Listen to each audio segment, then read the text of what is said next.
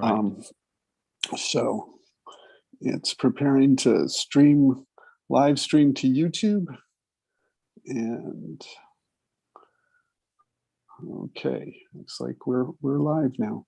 So welcome. My name is Paul Sugarman. This is the Instant Shakespeare Company, and we are doing our live reading of Richard II. And I'm sorry, I'm trying to get my stuff going and close out the other window so that we can go on.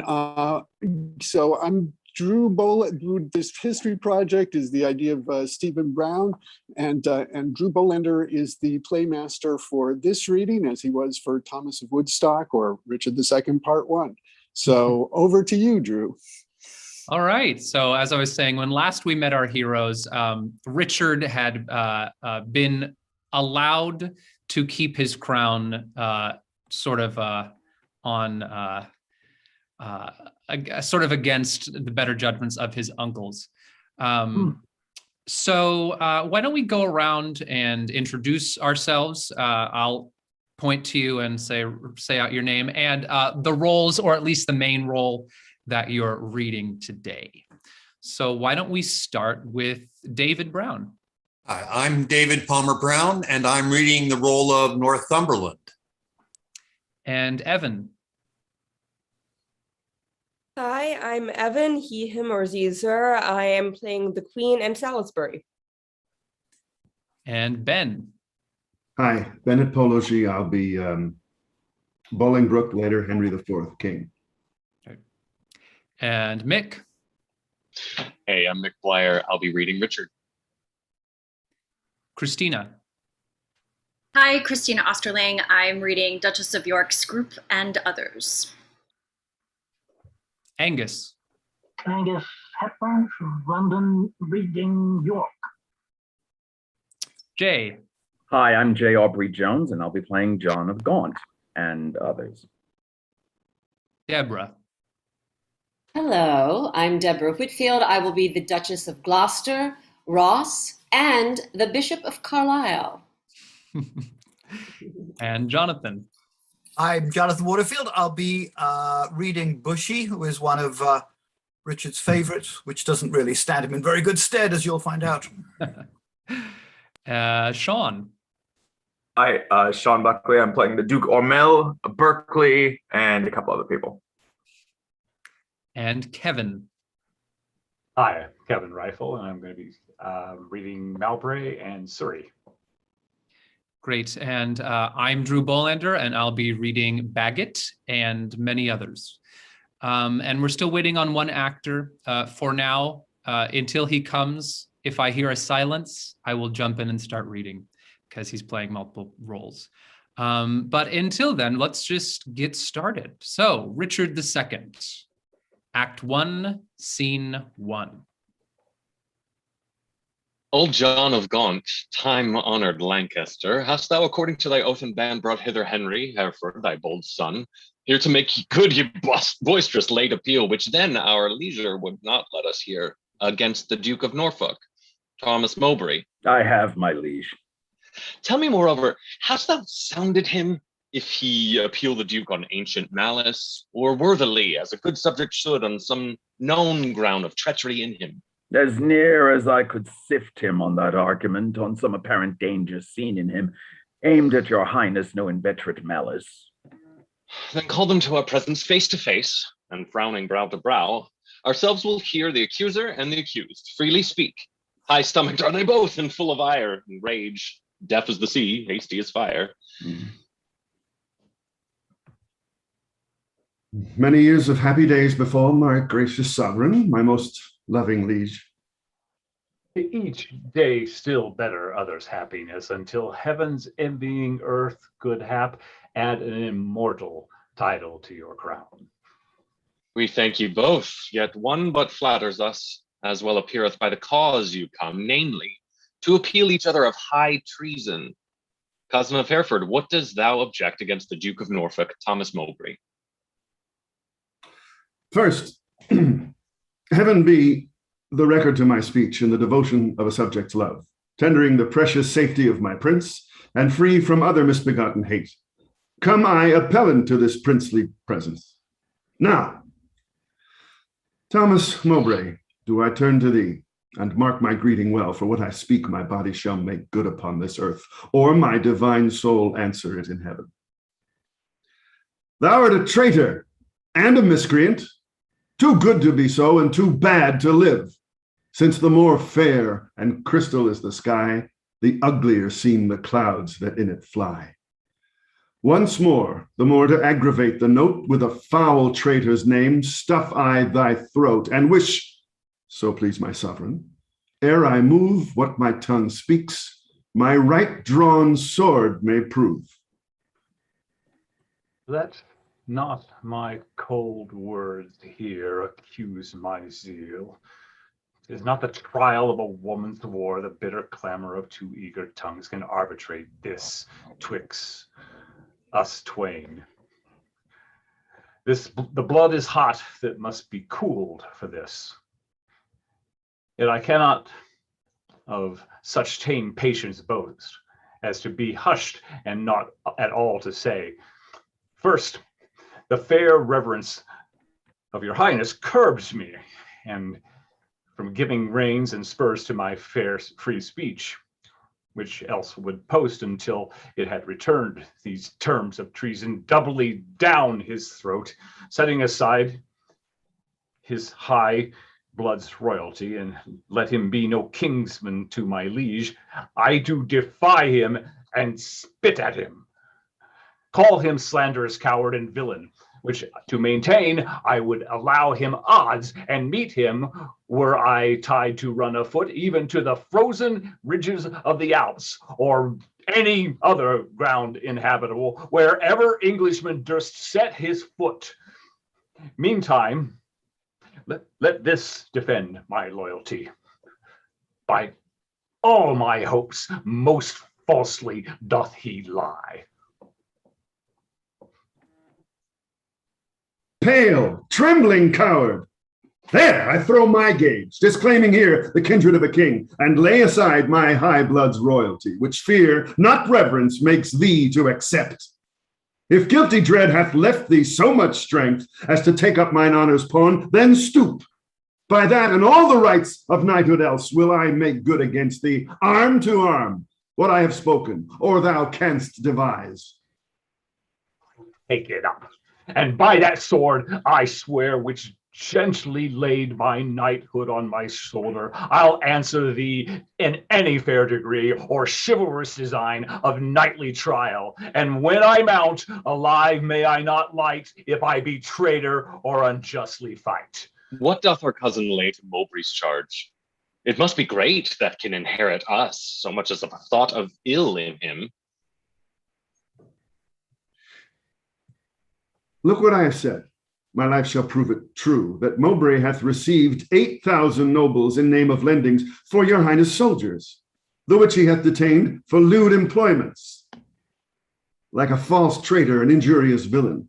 Besides, I say, and will in battle prove, or here or elsewhere, to the furthest verge that ever was surveyed by English eye, that all the treasons for those 18 years complotted and contrived in this land fetched from false Mowbray their first head and spring. Further, I say, and further will maintain, upon his bad life, to make all this good, that he did plot the Duke of Gloucester's death, suggest his son believing adversaries, and consequently, like a traitor coward, sluiced out his innocent soul through streams of blood, which blood, like sacrificing Abel's cries, even from the tongueless caverns of the earth, to me for justice and rough chastisement. And by the glorious worth of my descent, this arm shall do it, or this life be spent. How high a pitch his resolution soars. Thomas of Norfolk, what sayest thou to this? Oh, let my sovereign turn his face and bid his ears a little while be deaf, till I have told this slander of his blood, how God and good men so hate so foul a liar. Mowbray, impartial are our ears and eyes. Were he my brother, nay, our kingdom's heir, as he is but my father's brother's son. Now by my scepter's awe I make a vow, Such neighbor nearness to our sacred blood should nothing privilege him, nor partialize the unstooping firmness of my upright soul. He is our subject, Mowbray. So art thou. Free speech and fearless, I to thee allow. And Bolingbroke, as low as to thy heart, through the false passage of thy throat, thou liest. 3 parts of that receipt I had for Chili's. Dispersed I to his highness soldiers, the other part reserved I by consent, for that my sovereign liege was in my debt, upon remainder of a dear accompt since I last went to France to fetch his queen. Now swallow down that lie. For Gloucester's death, I slew him not, but to mine own disgrace neglected my sworn duty in that case. For you, my noble lord of Lancaster, the honorable father of my foe, once I did lay in ambush of your life, a trespass that doth vex my grieved soul. But ere I last received the sacrament, I did confess it, and exactly begged your grace's pardon, and I hoped I had it. This is my fault. As for the rest, appealed. It issues from the rancor of a villain, a recreant, and a most degenerate traitor, which in myself I bodily will defend, and interchangeably hurl down my gage upon this overtweening traitor's foot to prove myself a loyal gentleman. Even in the best blood chamber in his bosom is hast wherever. Most heartily I pray your highness to assign us our trial day. Wrath-kindled gentlemen, be ruled by me. Let's purge this color without letting blood. This we prescribe, though no physician. Deep malice makes too deep incision. Forget, forgive, conclude, and be agreed, our doctors say. This is no time to bleed. Good uncle, let this end where it begun. We'll calm the Duke of Norfolk, you, your son. To be a makepeace shall become my age. Throw down, my son, the Duke of Norfolk's gage.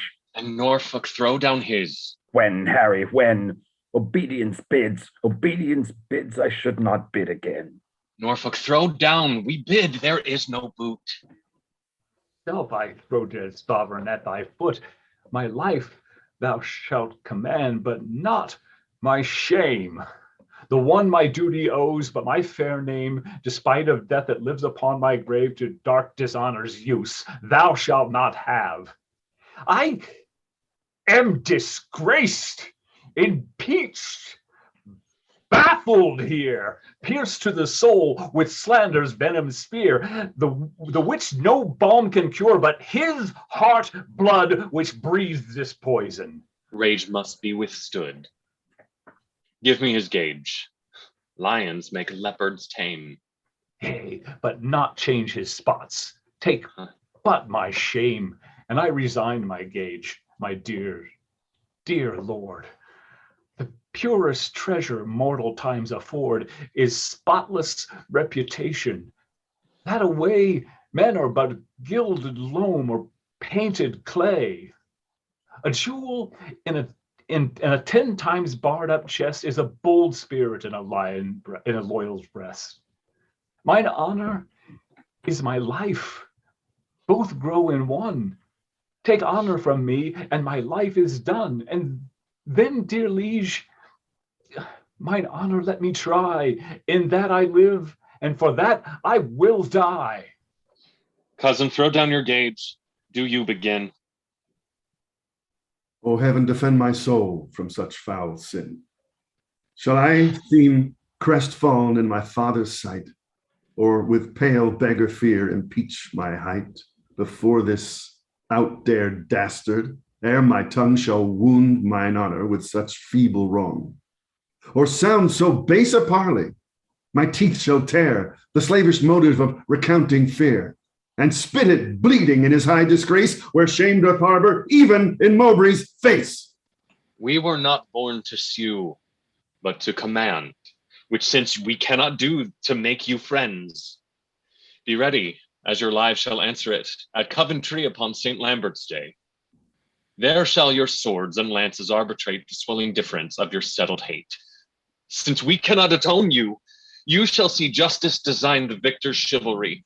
Lord Marshal, command our officers at arms, be ready to direct these home alarms. Act 1, Scene 2. Alas, the part I had in Gloucester's blood doth more solicit me than Yorick's claims to stir against the butchers of his life.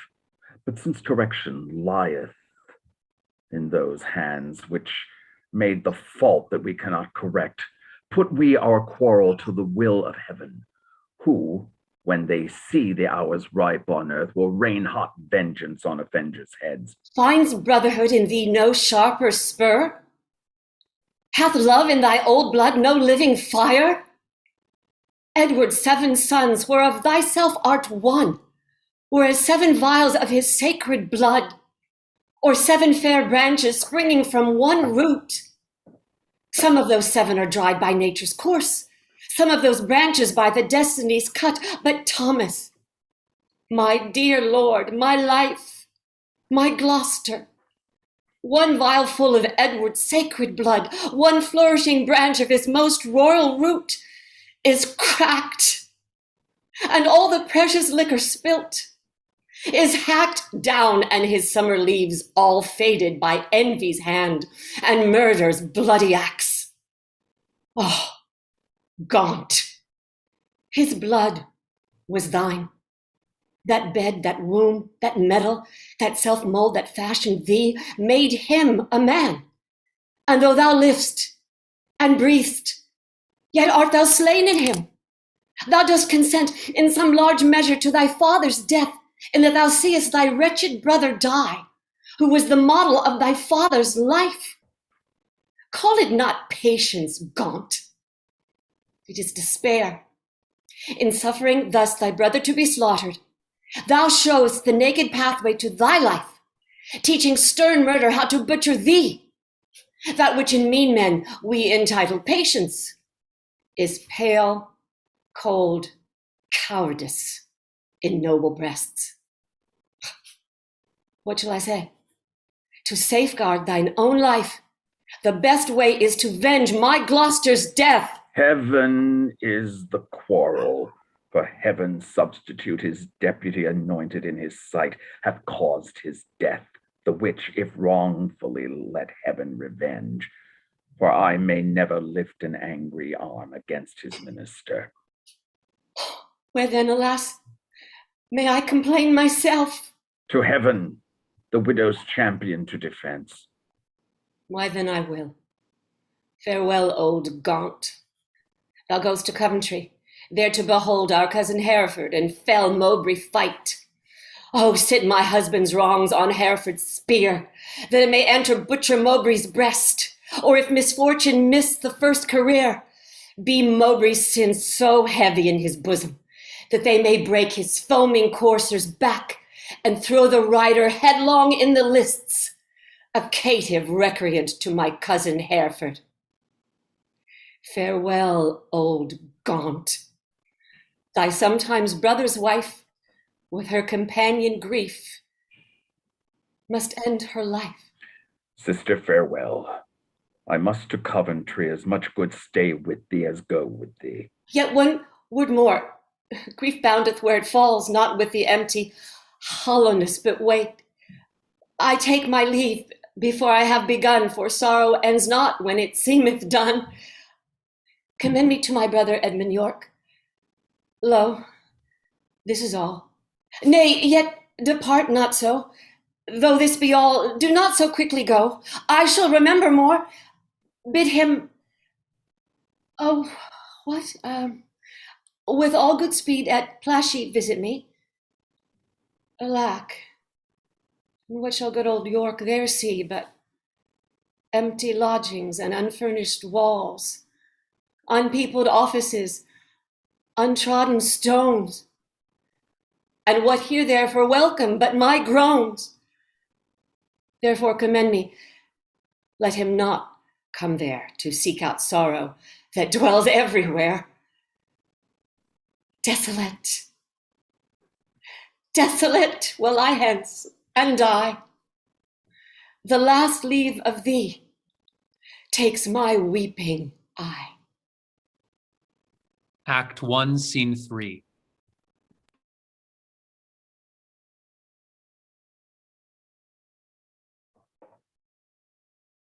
Lord Marshal?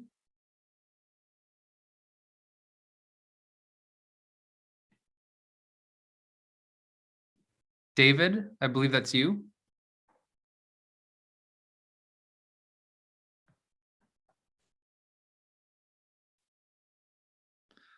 All right. David, are you there?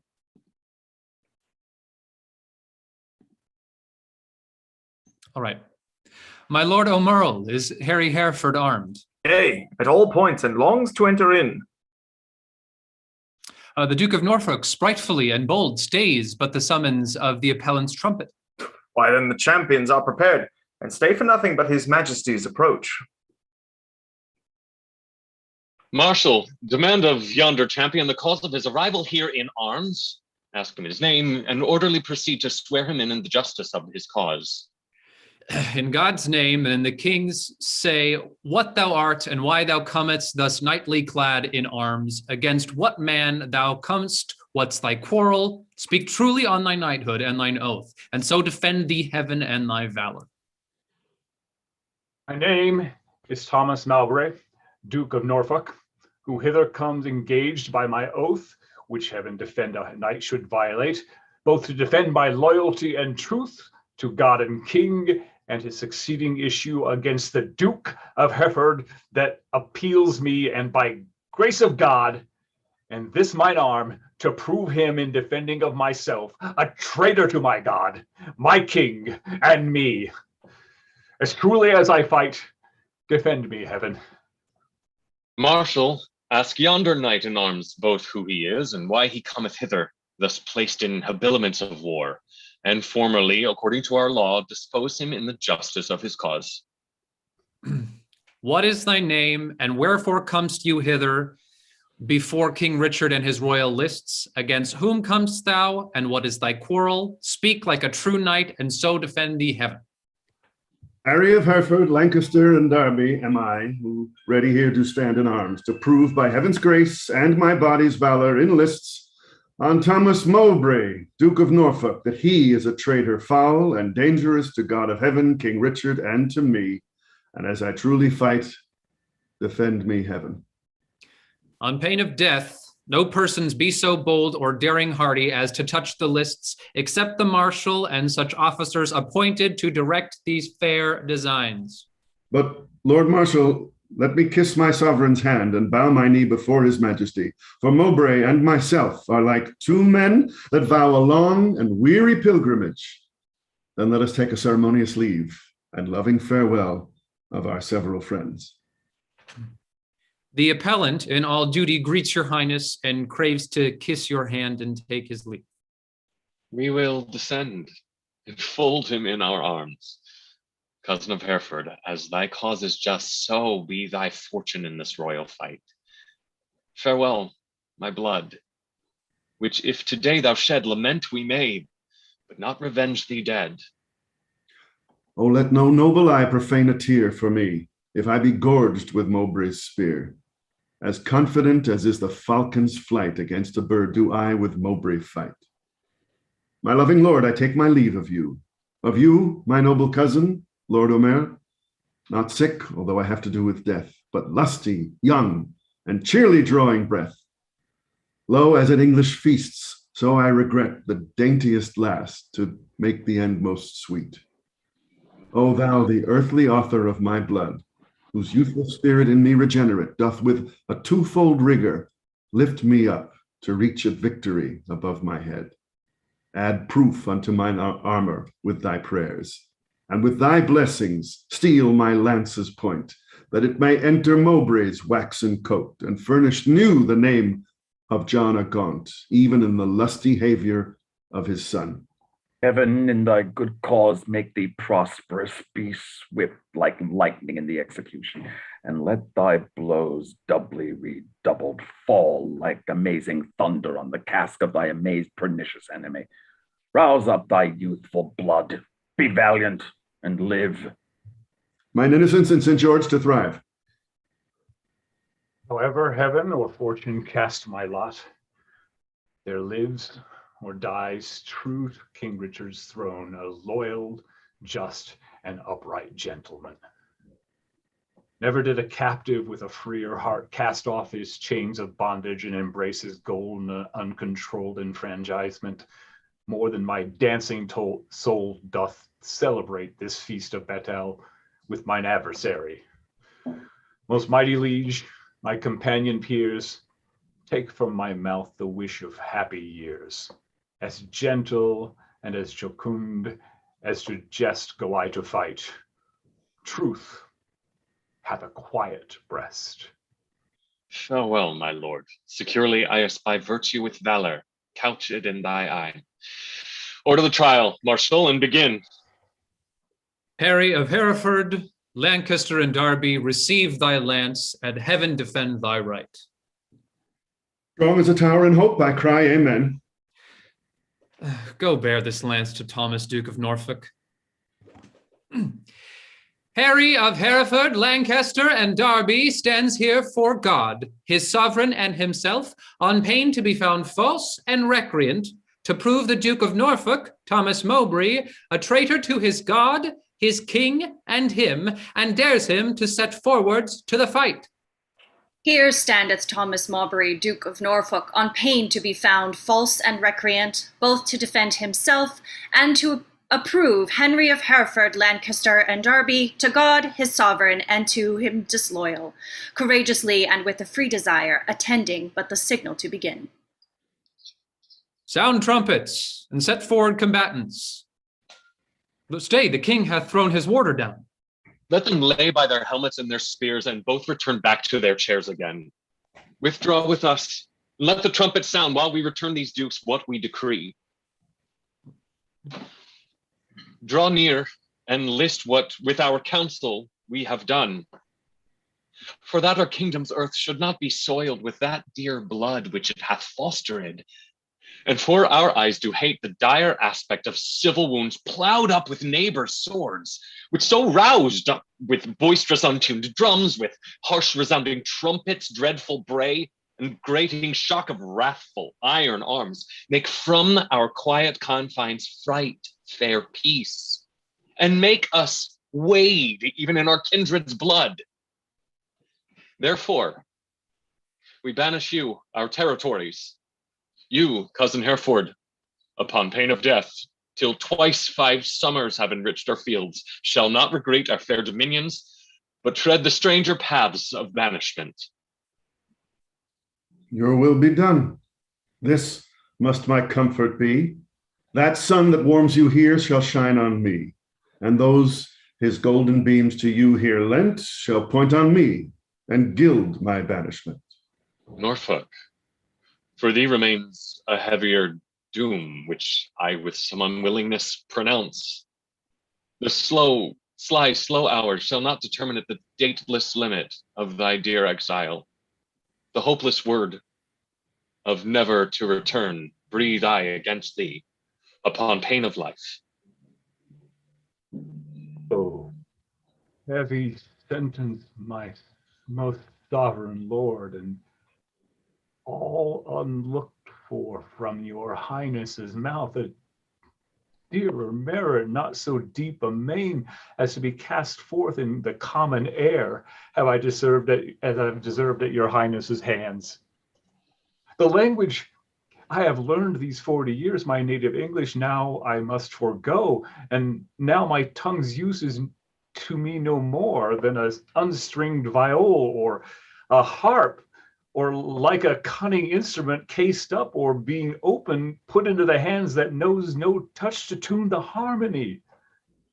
With my mouth you have enjailed my tongue, doubly percrossed my teeth and lips, and dull, unfeeling, barren ignorance has made my jailer to attend on me.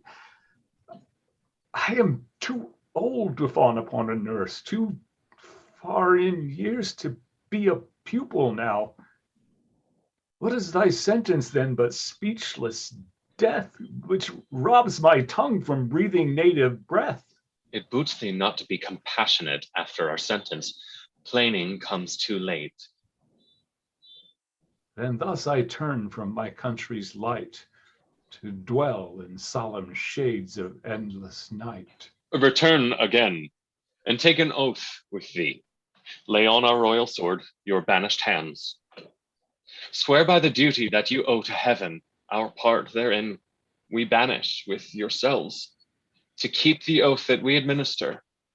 You never shall, so help you truth and heaven, embrace each other's love in banishment, nor ever look upon each other's face, nor ever write, regreet, or reconcile the slowering tempest of your homebred hate, nor ever by advised purpose meet to plot, contrive, or complot any ill against us, our state, our subjects, or our land.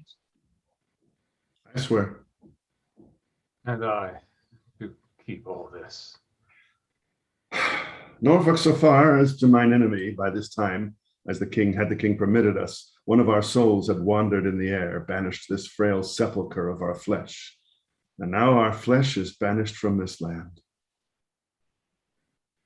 Confess thy treasons, ere thou fly this realm. Since thou hast far to go, bear not along the clogging burden of a guilty soul. If ever I were a traitor, my name be blotted from the book of life, and I from heaven banished as from hence.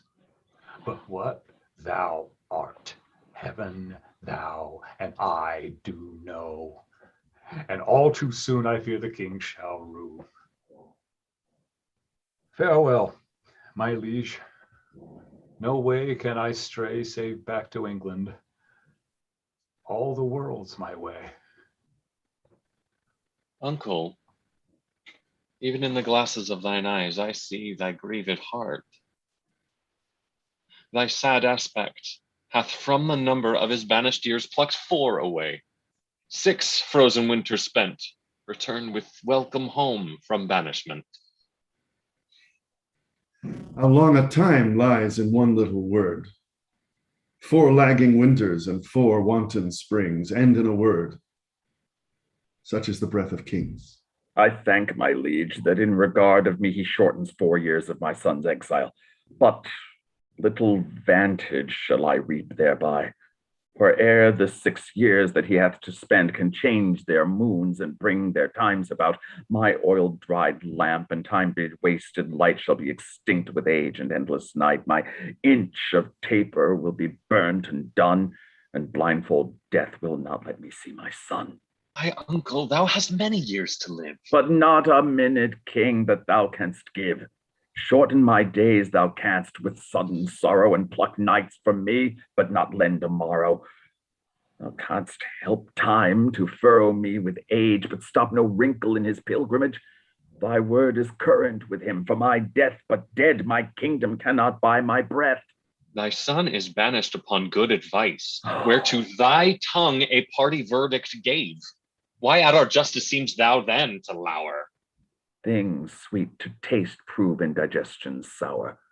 You urged me as a judge, but I had rather you would have bid me argue like a father. Alas, I looked when some of you should say I was too strict to make mine own away, but you gave leave to my unwilling tongue, against my will, to do myself this wrong. Cousin, farewell, and uncle, bid him so. 6 years we banish him, and he shall go. Cousin, farewell. What presence must not know from where you do remain, let paper show. My lord, no leave take I, for I will ride as far as land will let me by your side.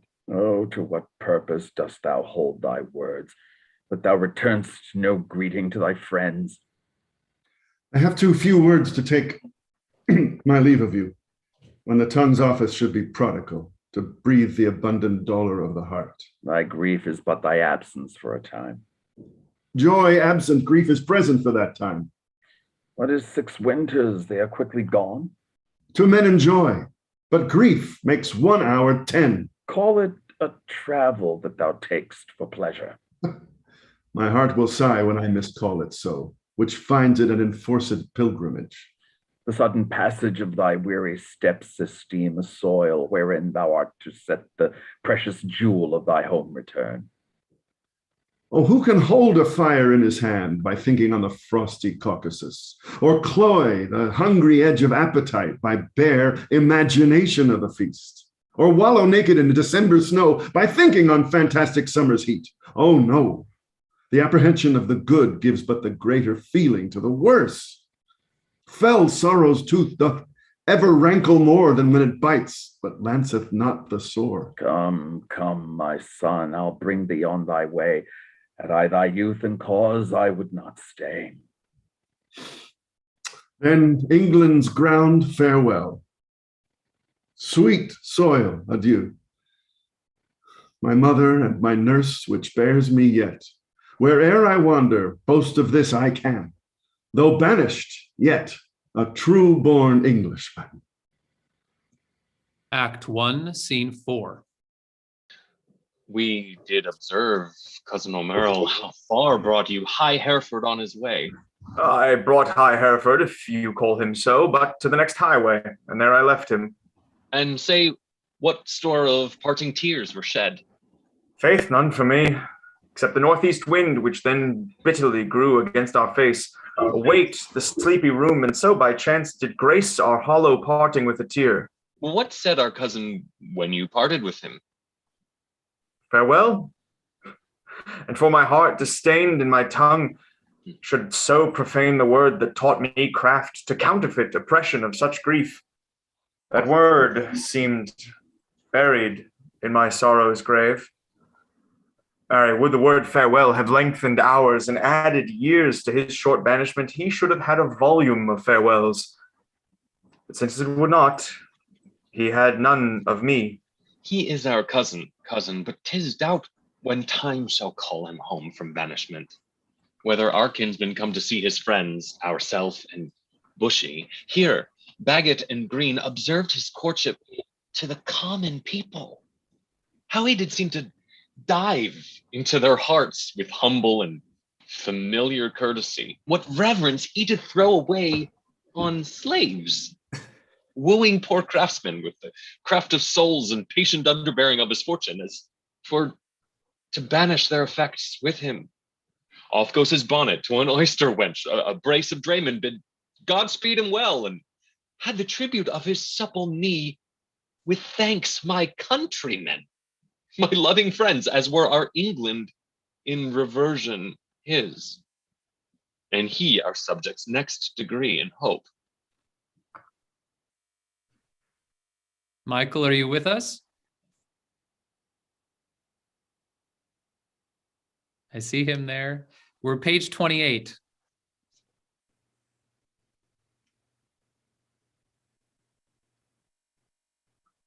Michael, And you're your sound is muted. off.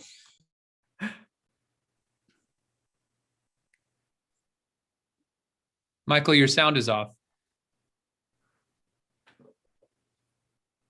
Well, he is gone, and with him go these thoughts. Now for the rebels which stand out in Ireland, expedient manage must be made, my liege, ere further leisure yield them further means for their advantage, and your highness's loss. We will ourself in person to this war, and for our coffers, with too great a court and liberal largesse, are grown somewhat light. We are enforced to farm our royal realm, the revenue whereof shall furnish us for our affairs in hand. If that comes short, our substitutes at home shall have blank charters, whereto, when they shall know what men are rich, they shall subscribe them for large sums of gold and send them after to supply our wants. For we will make for Ireland presently. Bushy, what news? Older John of Gaunt is very sick, my lord, suddenly taken, and hath sent post haste to entreat your majesty to visit him. Where lies he? At Ely House. Now put in heaven and his physician's mind to help him to his grave immediately. Oh, the lining of his coffers shall make coats to deck our soldiers for these Irish wars. Come, gentlemen, let's all go visit him. Pray heaven we may make haste and come too late. Act 2, Scene 1. Will the king come that I may breathe my last in wholesome counsel to his unstayed youth? Vex not yourself, nor strive not with your breath, for all in vain comes counsel to his ear. Oh, but they say the tongues of dying men enforce attention like deep harmony.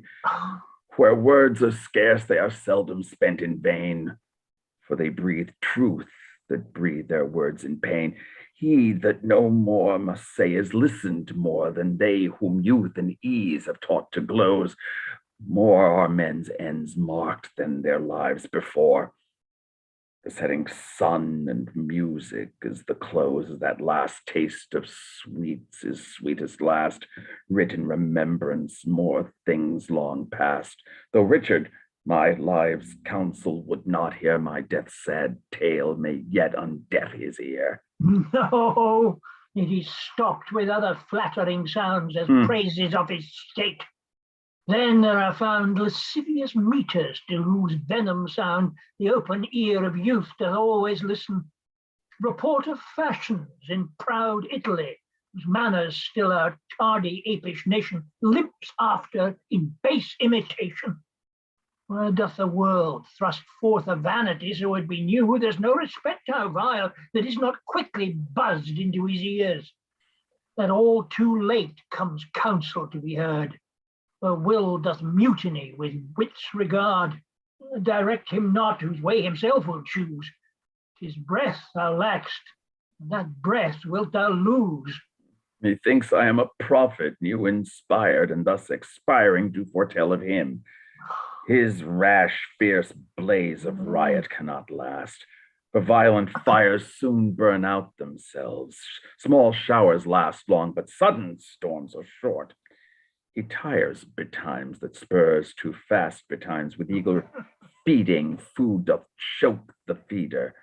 Light vanity, insatiate cormorant, consuming mean soon preys upon itself.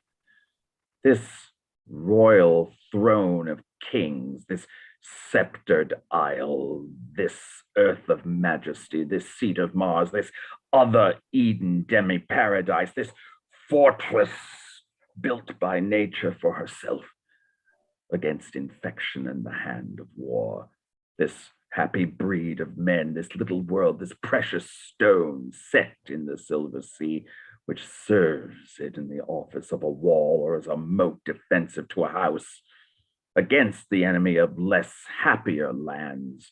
This blessed plot, this earth, this realm, this England, this nurse, this teeming womb of royal kings, feared by their breed and famous for their birth, renowned for their deeds, is far from home for Christian service and true chivalry, as there's the sepulchre and stubborn jury of the world's ransom, Blessed Marie's son.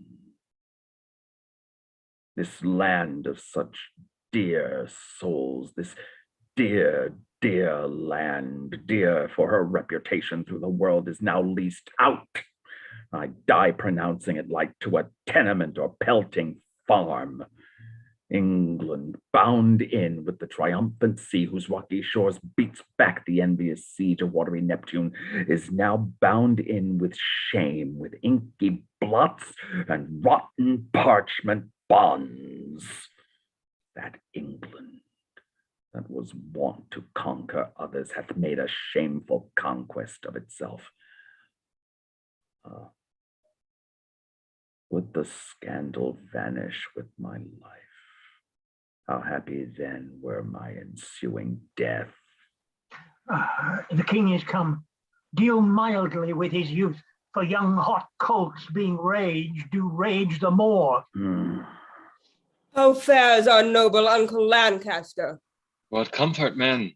How is't with aged Gaunt? Oh, how that name befits my composition.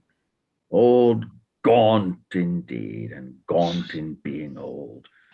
Within me, grief hath kept a tedious fast, and who abstains from meat that is not gaunt. For sleeping England long time have I watching breeds leanness. Leanness is all gaunt. The pleasure that some fathers feed upon is my strict fast. I mean my children's looks, and therein fasting hast thou made me gaunt.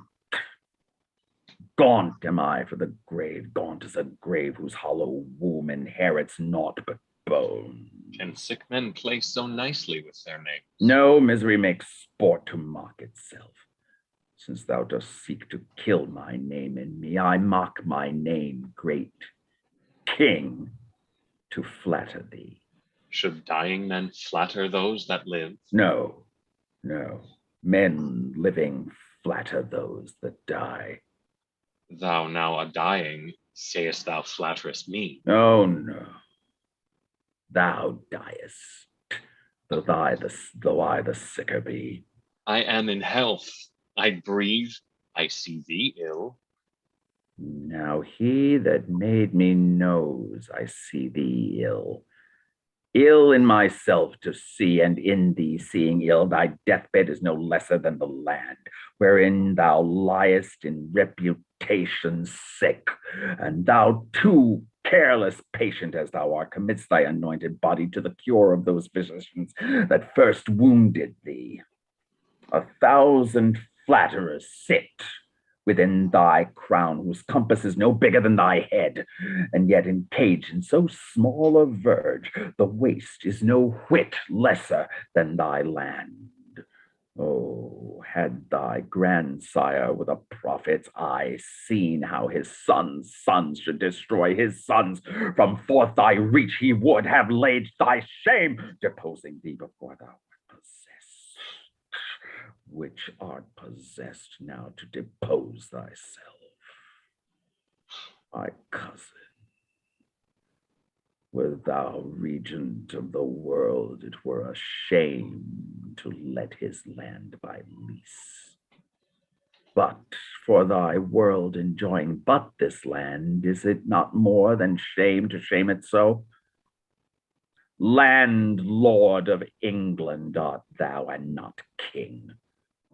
Thy state of law is bound slave to the law, and thou, a lunatic, lean-witted fool, presuming on an ague's privilege, darest with thou frozen admonition make pale our cheek, chasing the royal blood with fury from his native residence?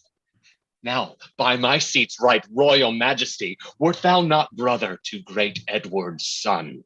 This tongue that runs so roundly in thy head should run thy head from thy unreverent shoulders. Oh, spare me not, my brother's Edward's son, for that I was his father, Edward's son.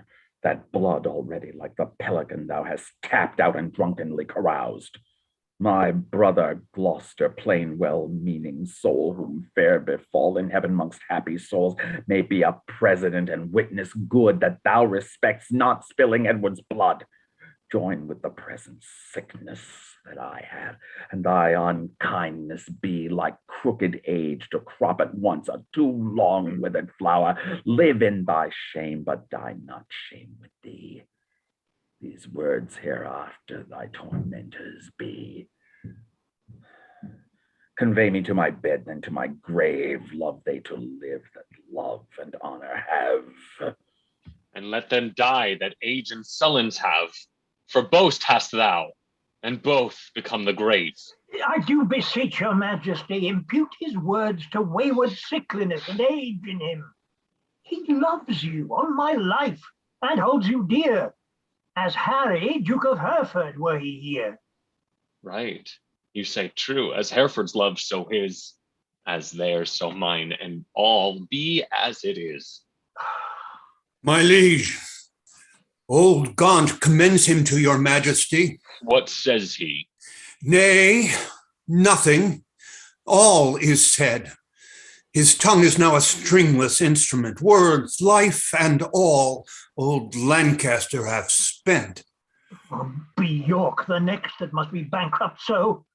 Though death be poor, it ends a mortal woe. The ripest fruit first falls, and so doth he. His time is spent. Our pilgrimage must be. So much for that. Now for our Irish wars. We must supplant those rough, rug-headed kerns which live like venom where no venom else, but only they have privilege to live. And for these great affairs do ask some charge towards our assistance. We do seize to us the plate, coin, revenues, and movables whereof our uncle Gaunt did stand possessed. How long shall I be patient? Oh, how long shall tender duty make me suffer wrong? Not Gloucester's death, nor Hereford's banishment, nor Gaunt's rebukes, nor England's private wrongs, nor the prevention of poor Bolingbroke about his marriage, nor my own disgrace have ever made me sour my patient cheek, or bend one wrinkle of my sovereign's face. I am the last of noble Edward's sons, of whom my father, Prince of Wales, was first. In war was never lion raged more feast. In peace was never gentle lamb more mild. Then was that young and princely gentleman, his face thou hast, for even so he looked accomplished with the number of thy hours. But when he frowned, it was against the French, and not against his friends. His noble hand did win what he did spend, spent not that which his triumphant father's hand had won. His hands were guilty of no kindred's blood, but bloody with the enemies of his kin. Oh, Richard, York is too far gone with grief, or else he never would compare between. Why, uncle? What's the matter? Oh, my liege, pardon me if you please. If not, I please not to be pardoned, and content with all. Seek you to seize and grip into your hands the royalties and rights of banished Hereford? Is not Gaunt dead? And doth not Hereford live? Was not Gaunt just, and is not Harry true? Did not the one deserve to have an heir? Is not his heir a well-deserving son? Take Hereford's right away, and take from time his charters and his customary rights. Let not tomorrow then ensue today. Be not thyself. For how art thou a king but that fair sequence and succession? Now, afore God, God forbid I say true, if you do wrongfully seize Hereford's right, call in his letters patents that he hath by his attorneys general to sue his livery and desire his offered homage, you pluck 1,000 daggers on your head. You lose 1,000 well-disposed hearts, and prick my tender patience to those thoughts which honor and allegiance cannot think. Think what he will. We seize into our hands his plate, his goods, his money, and his lands. I'll not be by the while, my liege, farewell. What will ensue hereof, there's none can tell, but by bad courses may be understood that their events can never fall out good. Go, Bushy, to the Earl of Worcester straight. Bid him repair us to Ely House to see this business. Tomorrow next we will for Ireland, and 'tis time, I trow. And we create, in absence of ourself, our Uncle York, Lord Governor of England, for he is just, and always loved us well. Come on, our queen, tomorrow must we part. Be merry, for our time of stay is short. Well, lords, the Duke of Lancaster is dead. And living too, for now his son is Duke. Barely in title, not in revenue. Richly in both, if justice had her right. My heart is great, but it must break with silence ere it be disburdened with a liberal tongue. Nay, speak thy mind, and let him ne'er speak more that speaks thy words again to do thee harm. Tends that thou'dst speak to the Duke of Hereford, if it be so. Out with it boldly, man. Quick is mine ear to hear of good towards him. No good at all that I can do for him, unless you call it good to pity him, bereft and gelded of his patrimony. Now, afore heaven, 'tis shame such wrongs are born in him a royal prince, and many more of noble blood in this declining land. The king is not himself, but basely led by flatterers, and what they will inform merely in hate against any of us all, that will the king severely prosecute against us, our lives, our children, and our heirs. The commons hath he piled with grievous taxes, and quite lost their hearts. The nobles hath he fined for ancient quarrels, and quite lost their hearts. And daily new exactions are devised, as blanks, benevolences, and I wot not want. But what a God's name doth become of this? Wars hath not wasted it, for ward he hath not, but basely yielded upon compromise that which his ancestors achieved with blows. More hath he spent in peace than they in wars. The Earl of Wiltshire hath the realm in farm. The king's grown bankrupt, like a broken man. Reproach and dissolution hangeth over him. He hath not money for these Irish wars, his burdenous taxations notwithstanding, but by the robbing of the banished duke. His noble kinsman, a most degenerate king. But, lords, we hear this fearful tempest sing, yet seek no shelter to avoid the storm. We see the wind sit sore upon our sails, and yet we strike not, but securely perish. We see the very wreck that we must suffer, and unavoided is the danger now, for suffering so the causes of our wreck. Not so.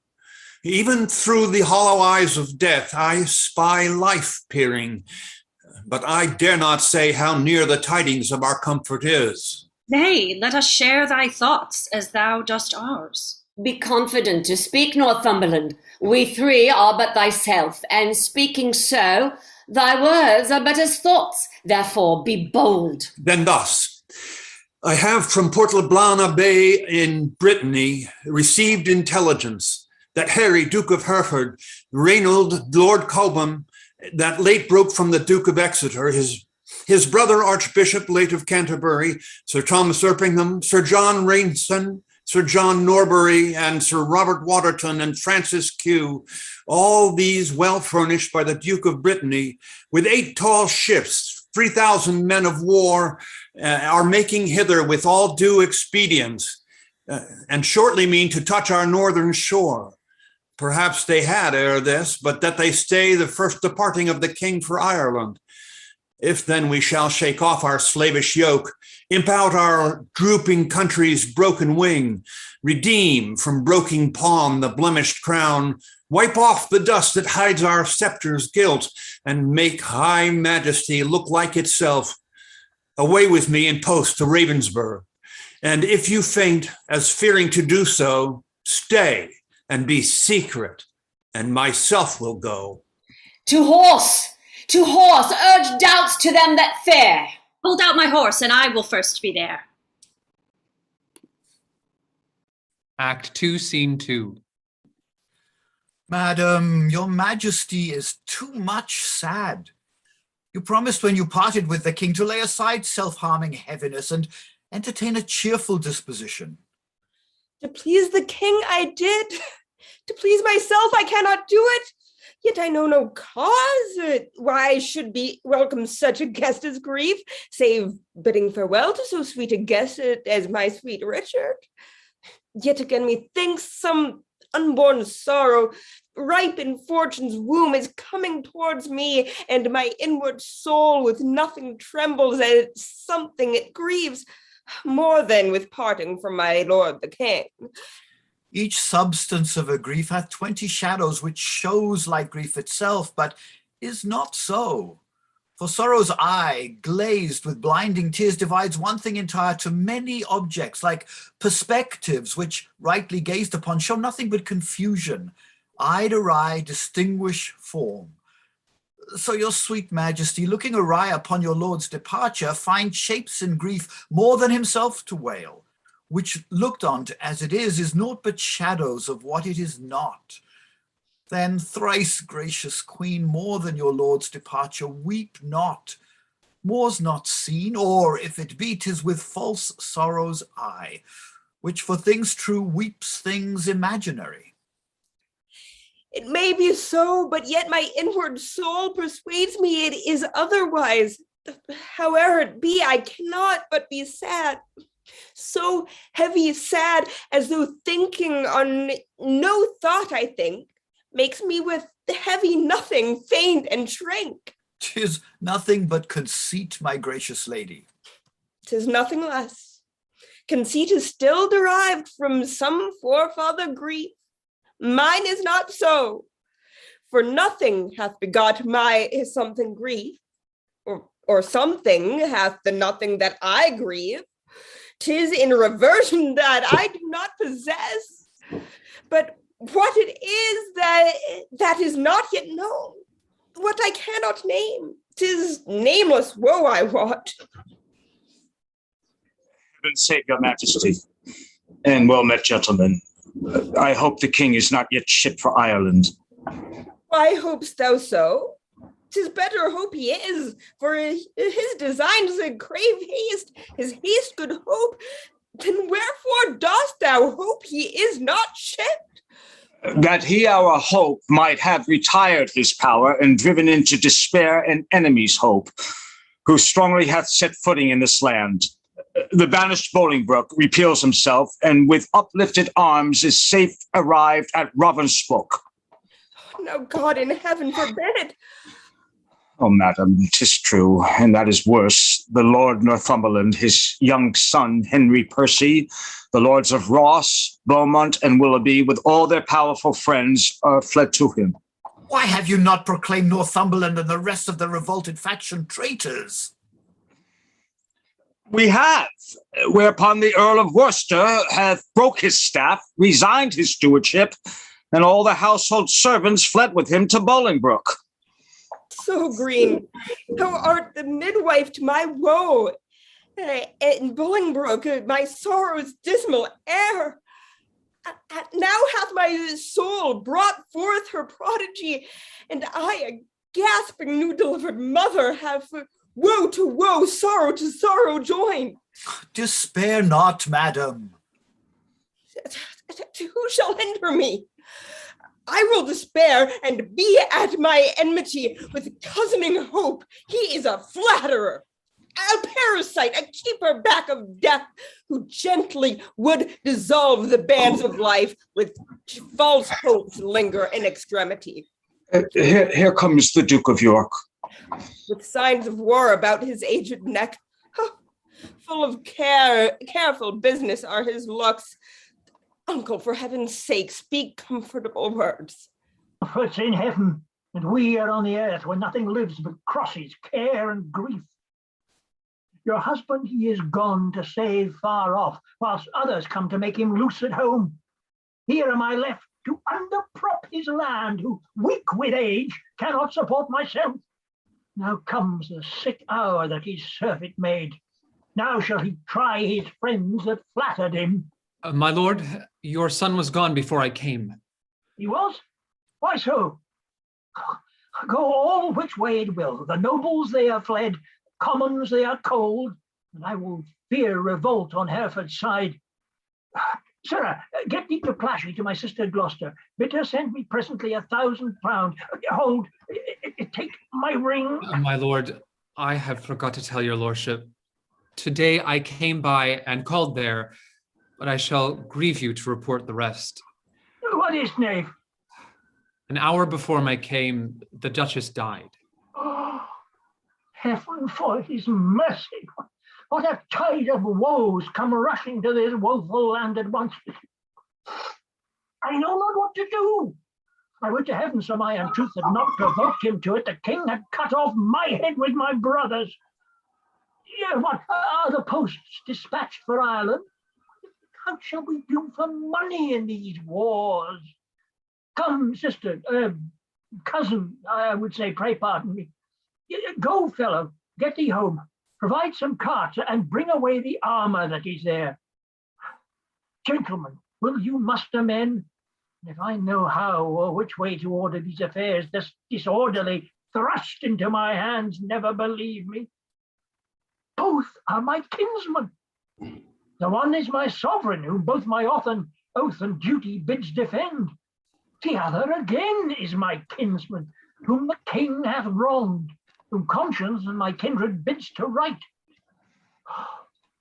Well, so what must we do? Come, cousin, I'll dispose of you. Gentlemen, go muster up your men and meet me presently at Berkeley Castle. Oh, I should have clashy too, but the time will not permit. All is uneven, and everything is left at 6 and 7. The wind sits fair for news to go to Ireland, but none returns. For us to levy power proportionable to the enemy is all impossible. And besides, our nearness to the king in love is near the hate of those love not the king. And that's the wavering commons, for their love lies in their purses, and whoso empties them by so much fills their heart with deadly hate. Wherein the king stands generally condemned. If judgment in them lie, then so do we, because we have been ever near the king. I will for refuge straight to Bristol Castle. The Earl of Wiltshire is already there. Thither will I with you, for little office will the hateful commons perform for us, except like curs to tear us to us all in pieces. Will you go along with us? No, I will go to Ireland to his majesty. Farewell. If heart's presages be not vain, we three here part that ne'er shall meet again. That's as York thrives to beat back Bolingbroke. Alas, poor Duke, the tasks he undertakes is numbering sands and drinking oceans dry. Where one on his side fights, thousands will fly. Farewell at once, for all and ever. Well, we may meet again. I fear me never. Act 2, Scene 3. How far is it, my lord de Berkeley, now? Believe me, noble lord, I am a stranger here in Gloucestershire. These high, wild hills and rough, uneven ways draws out our miles and makes them wearisome. And yet, our fair discourse hath been as sugar, making the hard way sweet and delectable. But I bethink me, what a weary way from Ravensburg to Cotswold will be found in Ross and Willoughby, wanting your company, which I protest hath very much beguiled the tediousness and process of my travel. But theirs is sweetened with the hope to have the present benefit that I possess. And hope to joy is little less in joy than hope enjoyed. By this the weary lords shall make their way seem short, as mine hath done, by sight of what I have, your noble company. Of much less value is my company than your good words. Who comes here? No, it is my son, young Harry Percy, sent from my brother Worcester. Whencesoever, Harry, how fares your uncle? I had thought, my lord, to have learned his health of you. Why, is he not with the queen? No, my good lord, he hath forsook the court, broken his staff of office, and dispersed the household of the king. What was his reason? He was not so resolved when last we spake together. Because your lordship was proclaimed traitor. But he, my lord, is gone to Ravensburg to offer service to the Duke of Hereford, and sent me over by Berkeley to discover what power the Duke of York had levied there, then with direction to repair back to Ravensburg. Have you forgot the Duke of Hereford, boy? No, my good lord, for that is not to forget, which ne'er I did remember. To my knowledge, I never in my life did look on him. Then learn to know him now. This is the Duke. Oh, my gracious lord, I tender you my service, such as it is, being tender, raw, and young, which elder days shall ripen, and confirm to more approved service and desert. I thank thee, gentle Percy, and be sure I count myself in nothing else so happy as in a soul remembering my good friends. And as my fortune ripens with thy love, it shall be still thy true love's recompense. My heart this covenant makes, my hand seals it. How far is it to Berkeley? And what stir keeps good old York there with his men of war? Oh, there stands the castle, by yon tuft of trees, manned with 300 men, as I have heard, and in it are the lords of York, Berkeley, Seymour, none else of name or noble estimate. Here come the lords of Ross and Willoughby, bloody with spurring, fiery red with haste. Welcome, my lords. I wot your love pursues a banished traitor. All my treasury is yet but unfelt thanks, which more enriched shall be your love and labor's recompense. Your presence makes us rich, most noble lord, and far surmounts our labor to attain it. Evermore thanks, the exchequer of the poor, which till my infant fortune comes to years, stands for my bounty. Who comes here? Oh, it is my Lord of Berkeley, yes, I guess. My Lord of Hereford, my message is to you. My lord, my answer is to Lancaster, and I'm come to seek that name in England, and I must find that title in your tongue before I make reply to aught you say. Mistake me not, my lord, 'tis not my meaning to raise one title of your honor out. To you, my lord, I come, what lord you will, from the most gracious regent of this land, the Duke of York, to know what pricks you on, to take advantage of the absent time, and fright our native peace with self-born arms. I shall not need transport my words by you. Here comes his grace in person, my noble uncle. Show me thy humble heart and not thy knee, whose duty is deceivable and false. My gracious uncle. Me no grace, nor uncle me. I am no traitor's uncle, and that word grace in an ungracious mouth is but profane. Why have these banished and forbidden legs dared once to touch a dust of England's ground? But more than why have they dared to march so many miles upon our peaceful bosom, frightening her pale-faced villagers with war and ostentation of despised arms? Oh, camest thou because the anointed king is hence? My foolish boy, the king is left behind, and in my loyal bosom lies his power. Were I but now the lord of that hot youth, when brave Gaunt thy father and myself rescued the Black Prince, that young Mars of men, from forth the ranks of many thousand French, oh then, how quickly would this arm of mine, now prisoner to the palsy, chastise thee and minister correction to thy fault. My gracious uncle, let me know my fault. On what condition stands it, and wherein? Even in condition of the worst degree, in gross rebellion and detested treason.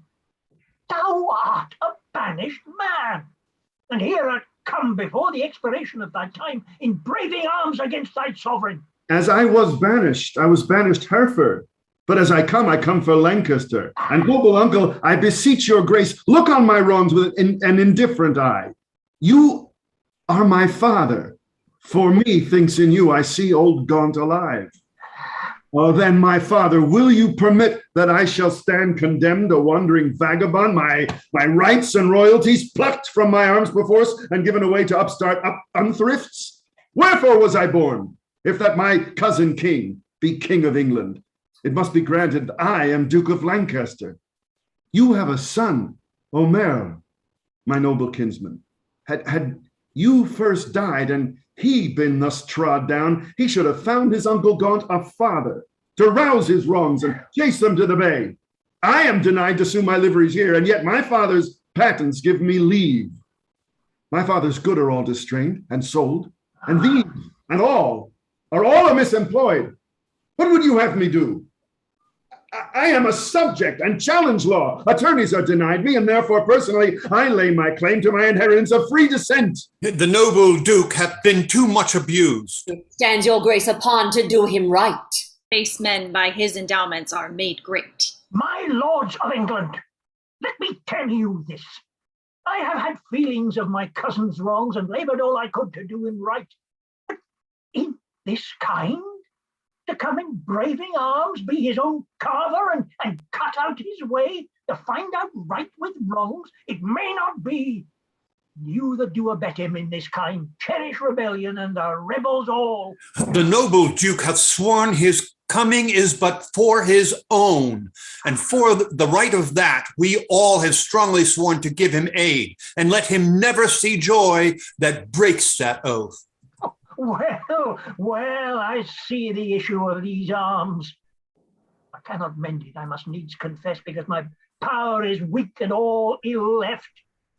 By if I could, by him that gave me life, I would attach you all and make you stoop unto the sovereign mercy of the king. But since I cannot be it known to you, I do remain as neuter. So fare you well. Unless you please to enter in the castle and there repose you for the night. An offer, uncle, that we will accept. But we must win your grace to go with us to Bristol Castle. which they say is held by Bushy, Bagot, and their accomplices, the caterpillars of the Commonwealth, which I have sworn to weed and pluck away. It may be I will go with you, but yet I'll pause, for I am loath to break our country's laws. Nor friends nor foes welcome to me you are. Things past redress are now with me past care. Act 2, Scene 4. My lord of Salisbury, we've stayed 10 days and hardly kept our countrymen together, and yet we hear no tidings from the king. Therefore, we will disperse ourselves. Farewell. Stay yet another day, should thou trust you, Welshman. The king reposeth all his confidence in thee. 'Tis thought the king is dead. We will not stay.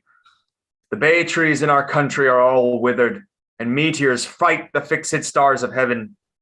The pale-faced moon looks bloody on the earth, and lean-looked prophets whisper fearful change.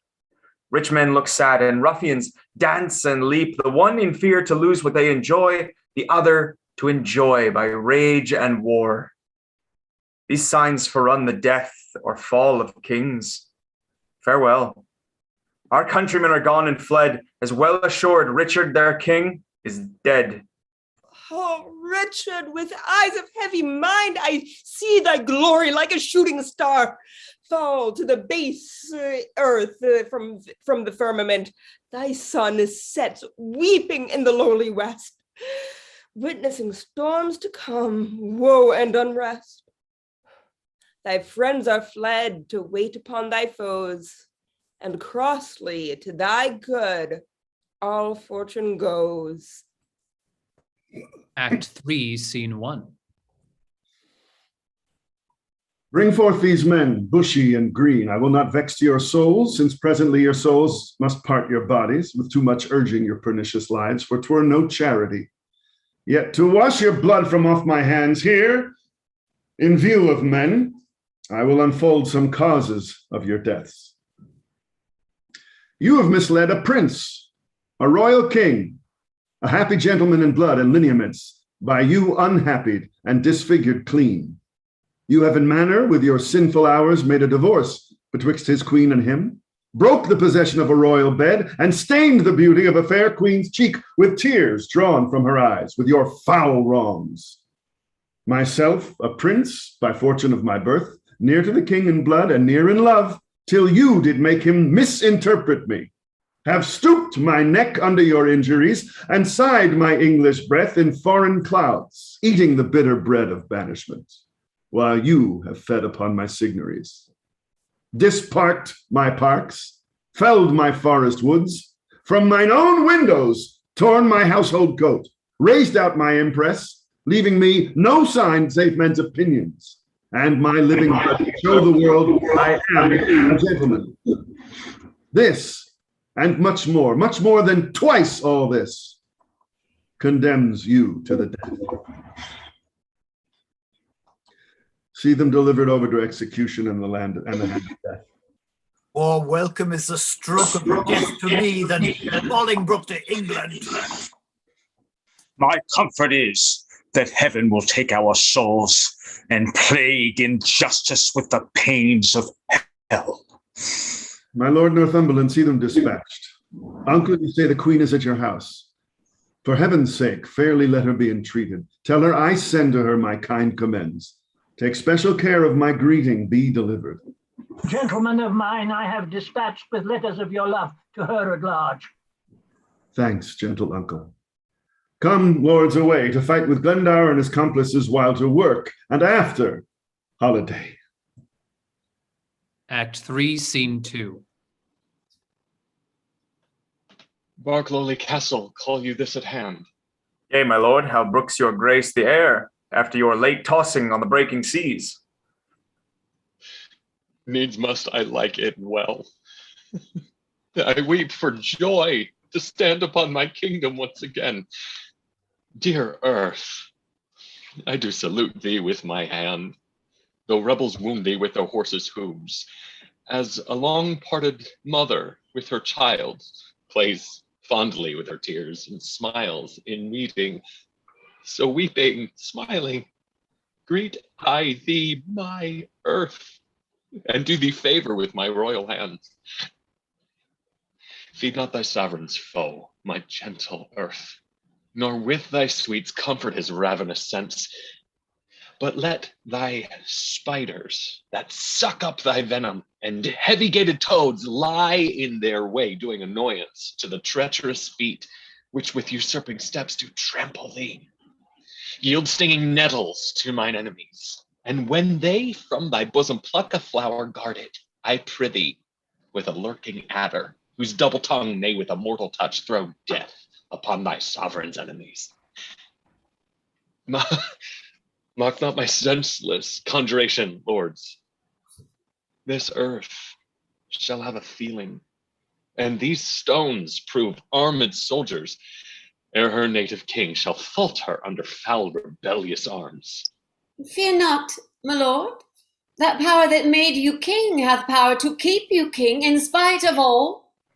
He means, my lord, that we are too remiss, whilst Bolingbroke through our security grows strong and great in substance and in friends. Discomfortable cousin, knowest thou not that when the searching eye of heaven is hid behind the globe that lights the lower world, then thieves and robbers range abroad unseen, in murders and an outrage bloody here. But when from under this terrestrial ball he fires the proud tops of the eastern pines and darts his lightning through every guilty hole, then murders, treasons, and detested sins, the cloak of night being plucked from off their backs, stand bare, naked, trembling at themselves. So when this thief, this traitor Bolingbroke, who all this while hath reveled in the night, shall see us rising in our throne, the east, his treasons will sit blushing in his face, not able to endure the sight of day, but self-affrighted, tremble at his sin. Not all the water in the rough rude sea can wash the balm from an anointed king. The breath of worldly men cannot depose the deputy elected by the Lord. For every man that Bolingbroke hath pressed to lift shrewd steel against our golden crown, heaven for his Richard hath in heavenly pay a glorious angel. Then if angels fight, weak men must fall, for heaven still guards the right. Welcome, my lord. How far off lies your power? Nor near nor farther off, my gracious lord, than this weak arm. Discomfort guides my tongue and bids me speak of nothing but despair. One day too late, I fear, my noble lord, hath it clouded all thy happy days on earth. Call back yesterday, bid time return, and thou shalt have 12,000 fighting men. Today, unhappy day too late, o'erthrows thy joys, friends, fortune, and thy state. For all the Welshmen, hearing thou wert dead, are gone to Bolingbroke, dispersed and fled. Comfort, my liege, why looks your grace so pale?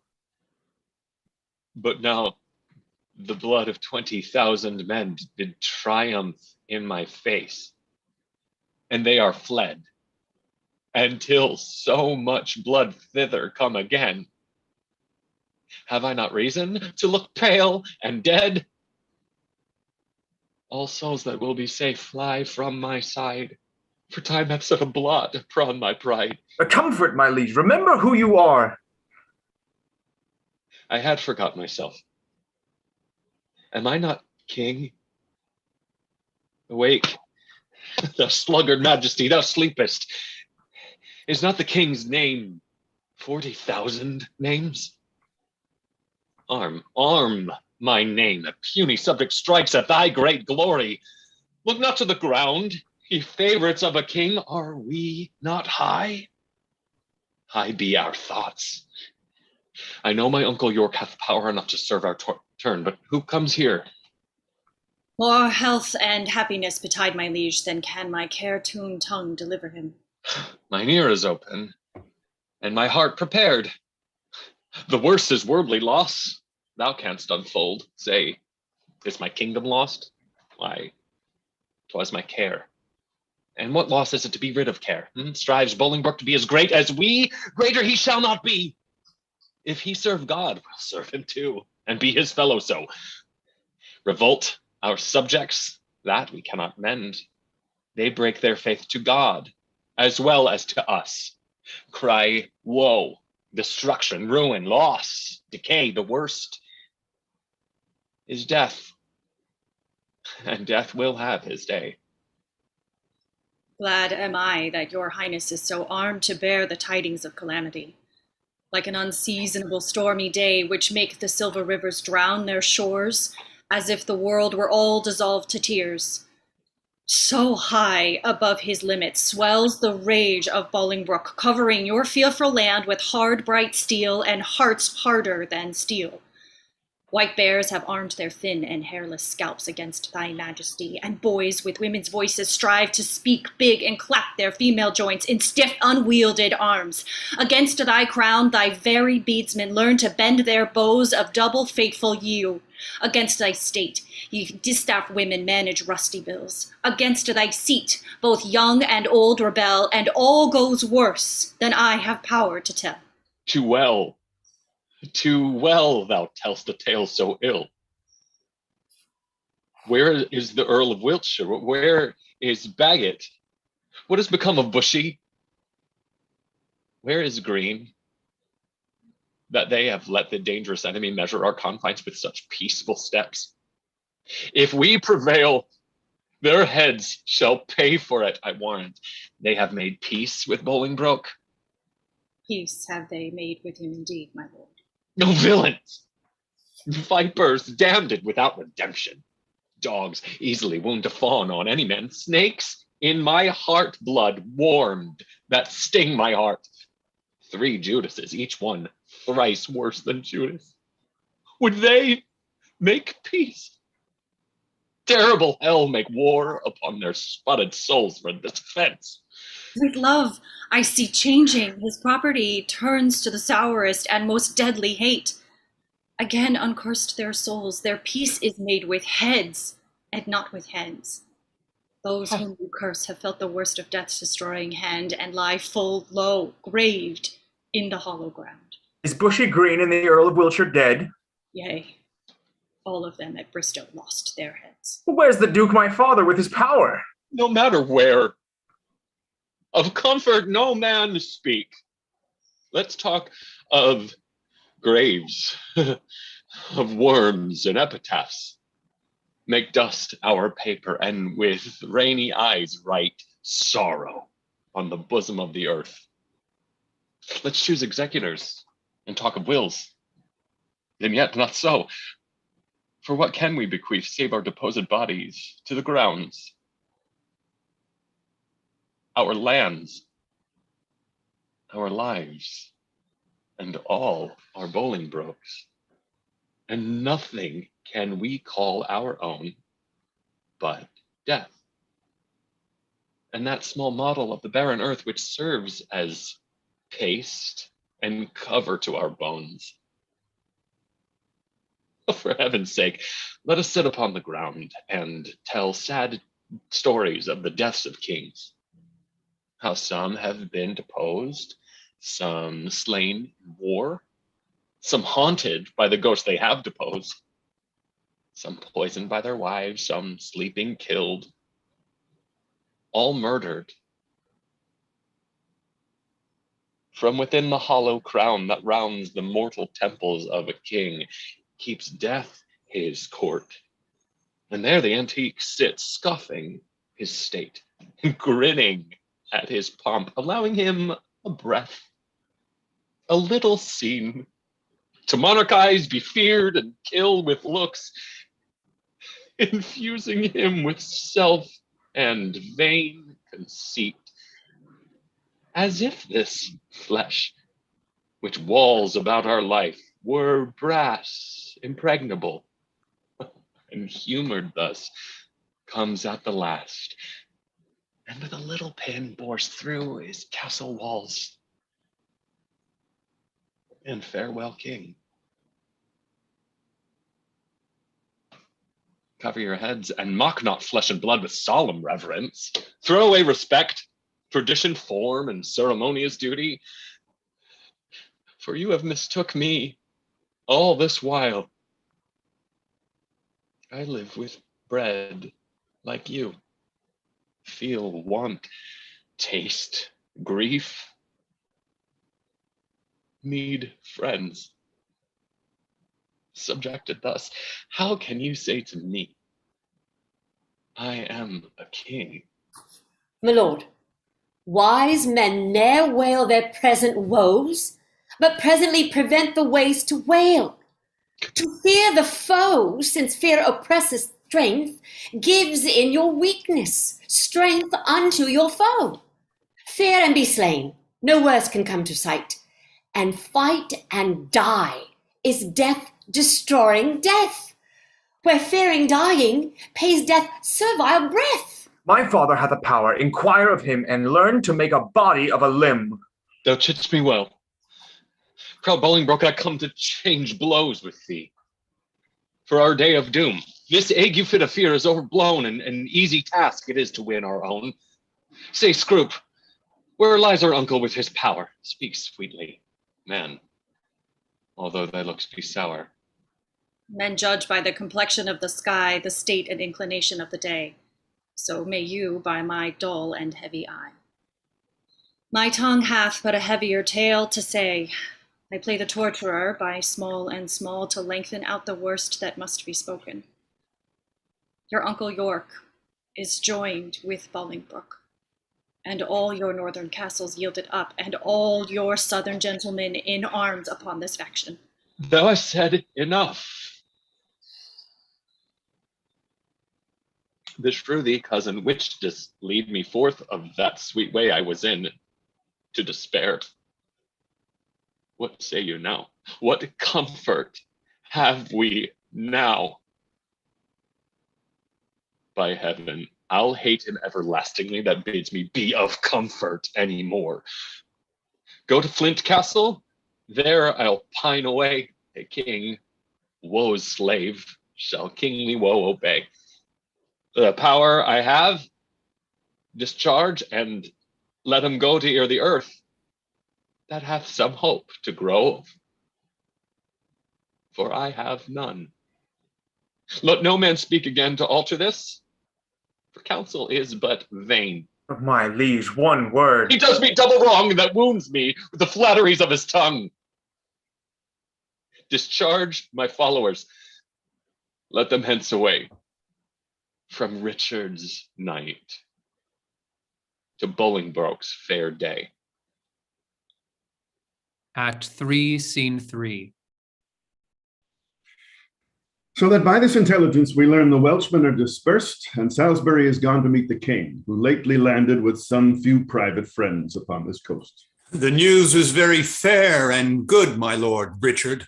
Richard, not far off from hence, hath hid his head. It would beseem the Lord Northumberland to say King Richard.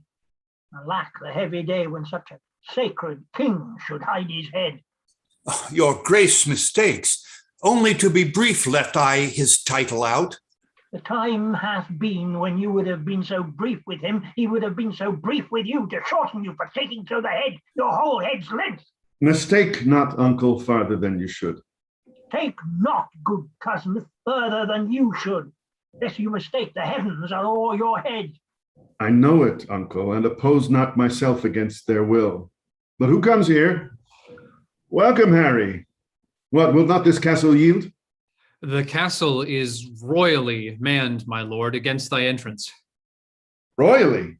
Why, it contains no king? Yes, my good lord, it doth contain a king.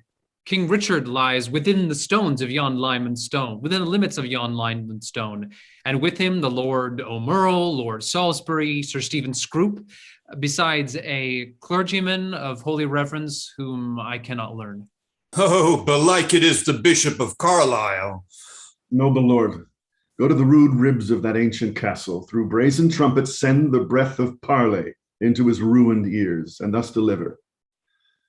Henry Bolingbroke upon his knees doth kiss King Richard's hand, and sends allegiance at true faith of heart to his royal person. Hither come even at his feet to lay my arms in power, provided that my banishment repealed and lands restored again be freely granted. If not, I'll use the advantage of my power and lay the summer's dust with showers of blood, rain from the wounds of slaughtered Englishmen. The which how far off from the mind of Bolingbroke it is.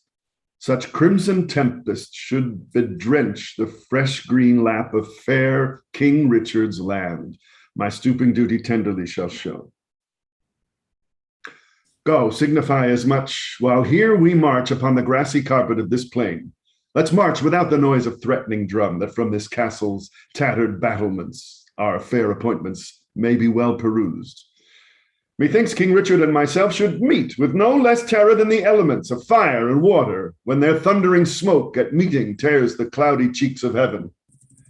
Be he the fire, I'll be the yielding water, the rage be his, while on the earth I rain my waters on the earth and not on him. March on, and mark King Richard how he looks.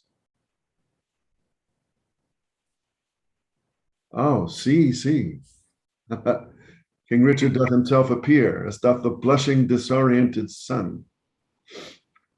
From out the fiery portal of the east, when he perceives the envious clouds are bent to dim his glory, and to stain the tract of his bright passage to the Occident. Yet looks he like a king. Behold, his eye, as bright as is the eagle's, lightens forth controlling majesty. Alack for woe that any harm should stain so fair a show. We are amazed, and thus long have we stood to watch the fearful bending of thy knee, because we thought ourself thy lawful king. And if we be, how dare thy joints forget to pay their awful duty to our presence? If we be not, show us the hand of God that hath dismissed us from our stewardship, for well we know no hand of blood and bone can grip the sacred handle of our scepter unless ye do profane, steal, or usurp. And though you think that all as you have done have torn their souls by turning them from us, and we are barren and bereft of friends, yet know, my Master, God omnipotent, is mustering in his clouds on our behalf armies of pestilence. And they shall strike your children yet unborn and unbegot, that lift your vassal hands against my head and threat the glory of my precious crown. Tell Bolingbroke, for young methinks he is, that every stride he makes upon my land is dangerous treason. He is come to ope the purple testament of bleeding war. But ere the crown he looks for live in peace, 10,000 bloody crowns of mother sons shall ill become the flowers of England's face, change the complexion of her maid pale peace to scarlet indignation, and bedew her pastor's grass with faithful English blood. The King of Heaven forbid our Lord the King should so with civil and uncivil arms be rushed upon.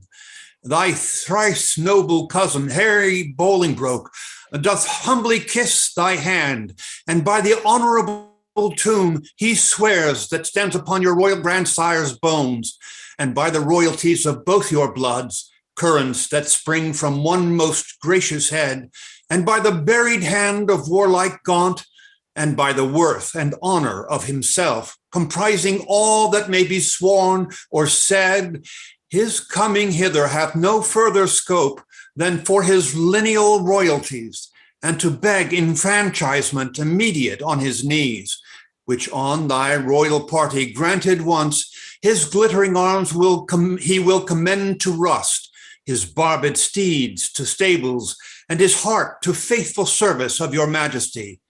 This swears he, as he is a prince, is just, and as I am a gentleman, I credit him.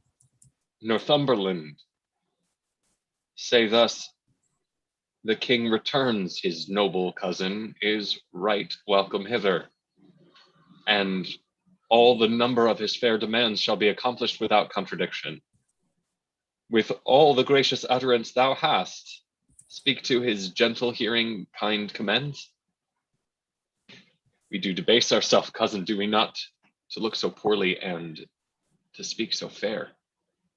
Shall we call back Northumberland and send defiance to the traitor and so die? No, good my lord, let's fight with gentle words, till time lend friends and friends their helpful swords. Oh God, that ere this tongue of mine that laid the sentence of dread banishment on yon proud man should take it off again with words of sooth. Oh, that I were as great as is my grief, or lesser than my name, or that I could forget what I have been, or not remember what I must be now. Swellst thou, proud heart? I'll give thee scope to beat, since foes have scope to beat back thee and me. Northumberland comes back from Bolingbroke. What must the king do now? Must he submit? The king shall do it. Must he be deposed? The king shall be contented. Must he lose the name of God? God's name, let it go. I'll give my jewels for a set of beads, my gorgeous palace for a hermitage, my gay apparel for an almsman's gown, my figured goblets for a dish of wood, my scepter for a palmer's walking staff, my subjects for a pair of carved saints, and my large kingdom for a little grave, a little grave, an obscure grave, or I'll be buried in the king's highway, some way of common trade where subjects' feet may hourly trample on their sovereign's head. For on my heart they tread now whilst I live, and buried once, why not upon my head?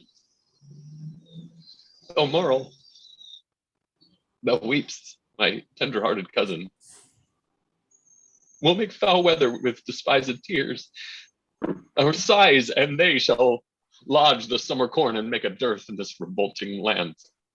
Or shall we play the wantons with our woes and make some pretty match with shedding tears? As thus, to drop them still upon one place till they have fretted us, a pair of graves within the earth, and therein laid there lies two kinsmen, dig their graves with weeping eyes. Would not this ill do well? Well, I see I talk but idly, and you mock at me. Most mighty prince, my lord Northumberland, what sayest, King Bolingbroke? Will his majesty give Richard leave to live till Richard die? You make a leg, and Bolingbroke says I. My lord, in the base court he doth attend to speak with you. May it please you to come down. Down I come, like glistering phaeton, wanting to manage on unruly jades. In the base court, where kings grow base, to come at traitors' calls and do them grace. In the base court, come down court, down king. For night I'll shriek where mounting larks should sing. What says his majesty? Sorrow and grief of heart makes him speak fondly, like a frantic man. Yet he is come. Stand all apart and show fair duty to his majesty. My gracious lord. Fair cousin, you debase your princely knee to make the base earth proud while kissing it. Me rather had my heart might feel your love than my unpleased eye see your courtesy. Up, cousin, up. Your heart is up, I know, thus high, at least, although your knee be low. My gracious lord, I come but for mine own. Your own is yours, and I am yours, and all. So far be mine, my most redoubted lord, as my true service shall deserve your love. Well, you deserved. They well deserve to have that knowest the strongest and surest way to get. Uncle, give me your hand. Nay, dry your eyes. Tears show their love, but want their remedies. Cousin, I am too young to be your father, though you are old enough to be my heir. What you will have, I'll give, and willing to, for do we must, what force will have us do. Set on towards London, cousin, is it so? Yea, my good lord. Then I must not say no. And here we will take our act break intermission. Thank you, everybody. Let's be back at 5 before the hour, whatever your hour is. Thank you. 5. Thank you. Thank you, guys. This is terrific. I'm enjoying it. This is Hey, great. Paul, you're home. Well, I'm actually in Vermont, but cool. Where are you? Where in Vermont? At my father's house. What town are you in? It's in Shaftesbury, which is just outside of Bennington. Mm-hmm. I'm up here because it's my we're having a celebration of my mother's life, and we had her like internment this morning, and so thank you. Big sympathies. Big sympathies, yes. Thank you. Yeah. They had the event was this morning, you said? Well, we had the internment this morning, and tomorrow we're going to have a celebration about all of the stuff that she did. So, wow, so, yeah. Wow, man! Yeah. I remember doing that when after my father died. It was a big gathering, and just people sort of stood up and told stories and remembrances, and a couple of us played some music. Very powerful, actually. And I'm not big on ritual. It actually felt like I haven't thought about this till just now. It felt like I'm moving on. It felt like we turned a corner by doing that. Yeah. Yeah, well, because that's, yeah. Which didn't happen at my mother's funeral for some reason. Something about it being, I think, later, it was a week or two afterwards. And it wasn't a funeral, it was expressly a gathering to remember. I don't know. Mm-hmm. Thinking aloud, don't hold me to any of this. Yeah, no, I understand. I mean, yeah, grief is it's different for everyone, and for the ways that you feel it, and the ways that, even over time, it still hurts. But yeah, but you also then still have all of the great memories, which is what's good to focus on. So.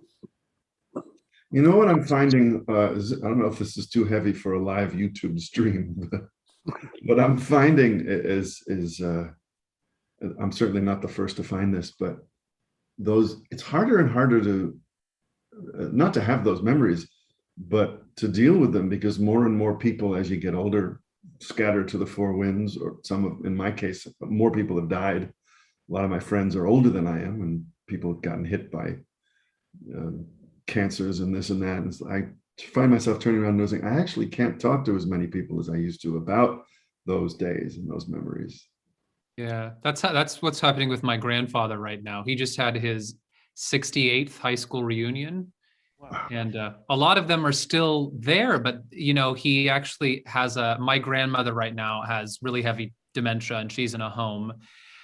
And she's still around, though, but he has just started taking up with this woman. So he has a girlfriend now, which my mom and her sister are up in arms about, being like, our mother's still alive. You can't forget her right now. But the thing is, he has nobody to talk to about the old days. He has nobody to, he can talk to us. He loves us, but a lot of his memories are before our time. So, yeah. Yeah, my dad did it right. My mother died in roughly 2000. He lived another 15 years. And very soon after he died, he got together with a woman that he had been in college with before he met my mother. Mm. She was now a widow. And the two of them were together for, I don't know, 7 or 8 years, really comforting each other, having the old memories, the old stories, the old language. You have a shared language, way of talking and thinking about things and looking at the world from people you grew up with. And, I saw in his medicine cabinet little blue pills, so they were having fun too. God bless him. At 85, Yeah, he was still misbehaving. yeah, my mother died at the age of about 59, and my dad had met her in his secondary school. And once she died, he flapped around and was drinking too much and really going down. And then he met a woman who was the year behind him in his old school. And they met on the golf course, and that was it. They played golf together until she eventually died. But you're right, it's a common shared understanding. I had a first rehearsal for a play last night, and I went out with the other people in the cast, and it's really striking. 30-year-olds are now just a whole different world than I am. Yeah. I was thinking about how it's taken all these years for marijuana to become legalized, and how the yippies are all in their 70s now, and their whole campaign was about that. And now you've got all these legislators who secretly have been smoking grass for years, and they have finally confronted their own hypocrisy by seeing the poor and Black people get imprisoned for something that they continue to do as they get older. So a little bit of that old hippiness. Remember, those guys were all our generation, and they're all they're decision makers now. And it's taken this long for this weed to finally become legalized again. Yeah. Do you get where I'm coming from about these?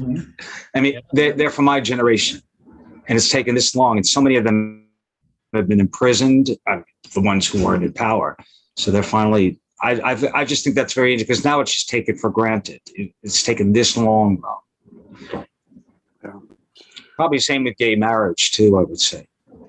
Yeah. Well, there's so many things to talk about, but now it's time to get back to Richard II. Back to the play. All right, so everybody, I assume we're back, because we're going to start in on Act 3, Scene 4. Thank you. What sport shall we devise here in this garden to drive away the heavy thought of care? Madam, we'll play at bowls. Oh, 'twill make me think the world is full of rubs, and that my fortune runs against the bias. Madam, we'll dance. My legs can keep no measure in delight, when my poor heart no measure keeps in grief. Therefore, no dancing, girl, some other sport. Madam, we'll tell tales. Of sorrow or of grief? Of either, madam. Of neither, girl. For if of joy being altogether wanting, it doth remember me more of sorrow. Or if of grief being altogether had, it adds more sorrow to my want of joy. For what I have, I need not repeat, and what I want, it boots not to complain. Madam, I'll sing. 'Tis well thou hast cause, but thou should please me better wouldst thou weep. I could weep, madam, would it do you good? And I could sing, would weeping do me good, and never borrow any tear of thee. But stay, here comes the gardeners. Let's step into the shadows of these trees. My wretchedness unto a row of pines, they'll take the state, for everyone doth so against a change. Woe is for a run with woe. Go bind thou up yon dangling apricocks, which, like unruly children, make their sire stoop with oppression of their prodigal weight.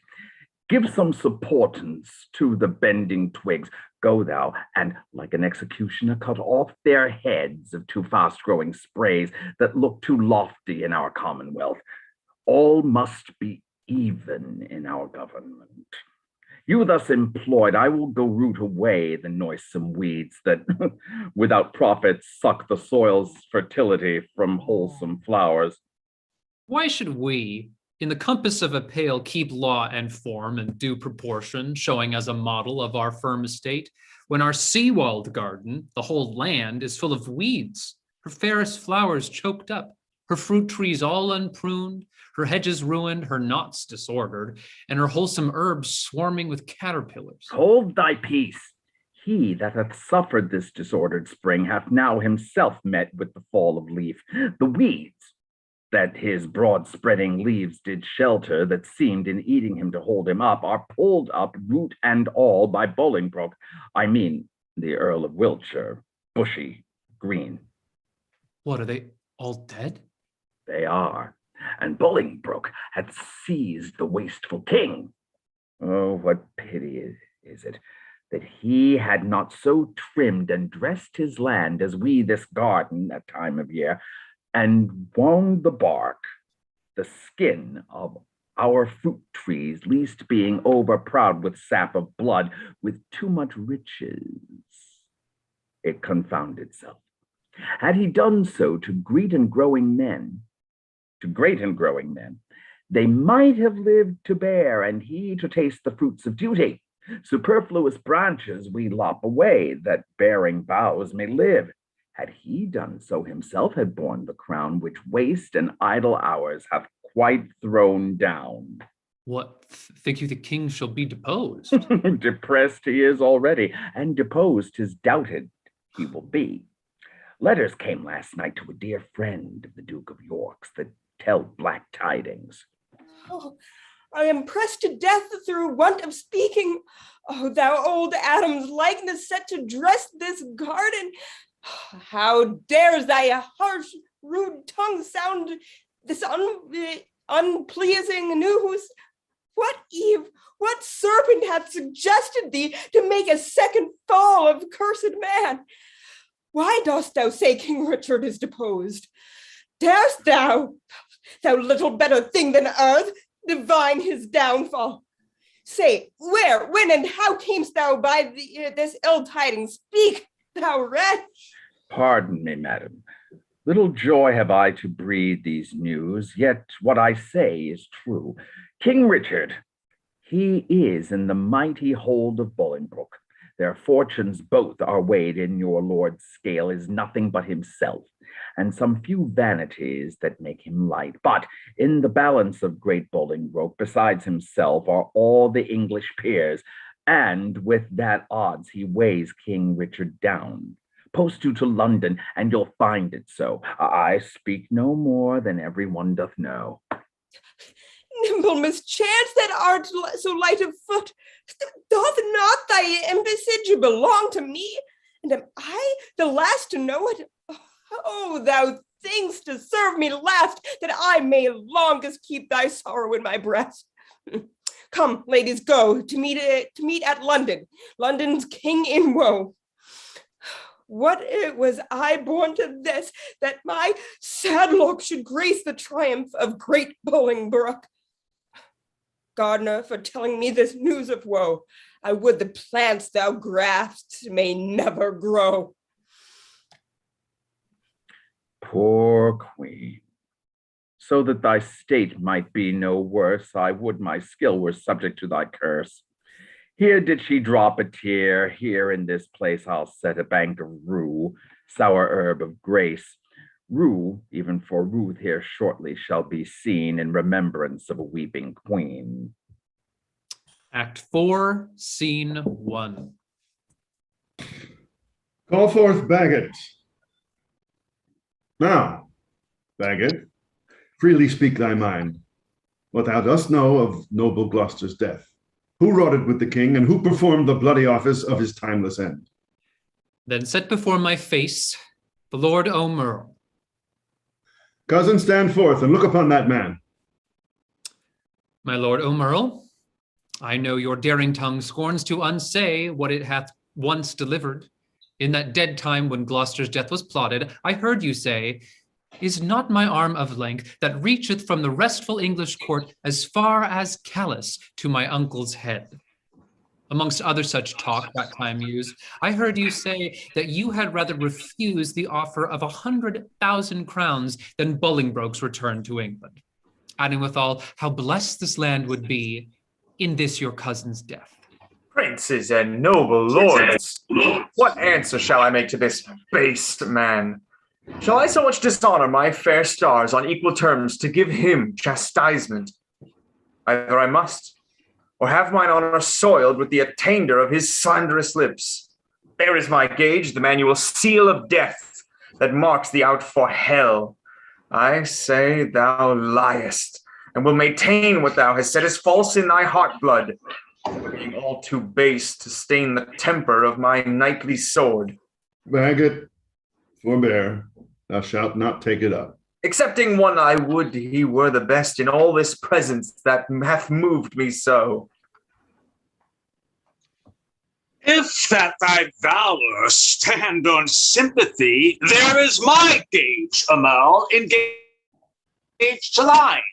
By that fair sun that shows me where thou standest, I heard thee say, and wantonly thou spakest, that thou wert cause of noble Gloucester's death.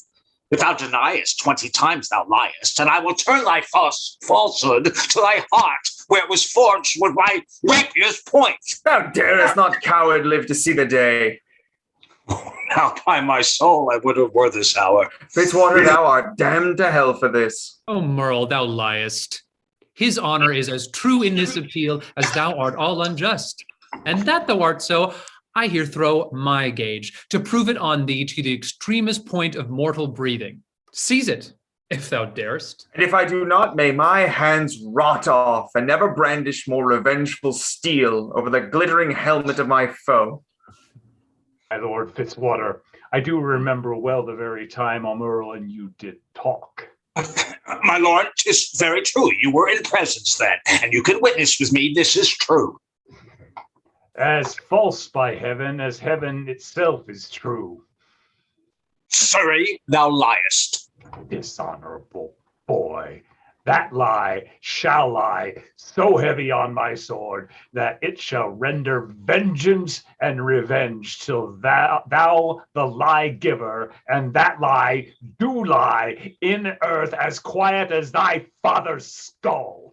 In proof whereof there is mine honor's pawn. Engage it to the trial, if thou darest.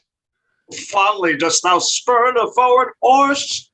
If I dare eat or drink or breathe or live, I dare meet Surrey in a wilderness and spit upon him while I say he lies, and lies, and lies.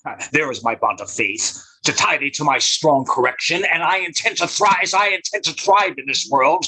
Merle is guilty of my true appeal. Besides, I heard the banished Norfolk say that thou, Merle, didst send 2 of thy men to execute the noble Duke at Calais. Oh, some noble Christian, trust me with a gage that Norfolk lies. Here do I throw down this, if he be repealed to try his honor. These differences shall all rest under gage, till Norfolk be repealed. Repealed he shall be. And though mine enemy restored again to all his lands and seigneuries, when he's returned against O'Mara, we will enforce his trial. That honourable day shall ne'er be seen. Many a time hath banished Norfolk fought for Jesu Christ in glorious Christian field, streaming the ensign of the Christian cross against black pagans, Turks, and Saracens, and toiled with works of war, retired himself to Italy, and there at Venice gave his body to that pleasant country's earth, and his pure soul unto his captain Christ, under whose colours he had fought so long. Why, Bishop, is Norfolk dead? As sure as I live, my lord. Sweet peace conduct his sweet soul to the bosom of good old Abraham. Lord Appellants, your differences shall all rest under gage till we assign you to your days of trial. Great Duke of Lancaster, I come to thee from plume-plucked Richard, who with willing soul adopts the heir, and his high sceptre yields to the possession of thy royal hand. Ascend his throne, descending now from him, and long live Henry, of that name the 4th. In God's name, I'll ascend the regal throne. Merry heaven forbid! Worst in this royal presence may I speak, yet best beseeming me to speak the truth. Would God that any in this noble presence were enough noble to be upright judge of noble Richard. Then true noblesness would learn him forbearance from so foul a wrong. What subject can give sentence on a king? And who sits here that is not Richard's subject? Thieves are not judged, but they are by to hear, although apparent guilt be seen in them. And shall the figure of God's majesty, his captain, steward, deputy elect, anointed, crowned, planted many years, be judged by subject and inferior breath, and he himself not present? Oh, forbid it, God, that in a Christian climate, souls refined should show so heinous, black, obscene a deed. I speak to subjects, and a subject speaks, stirred up by heaven, thus boldly for his king, my lord of Hereford here, whom you call king, is a foul traitor to proud Hereford's king, and if you crown him, let me prophesy, the blood of English shall manure the ground, and future ages groan for his foul act.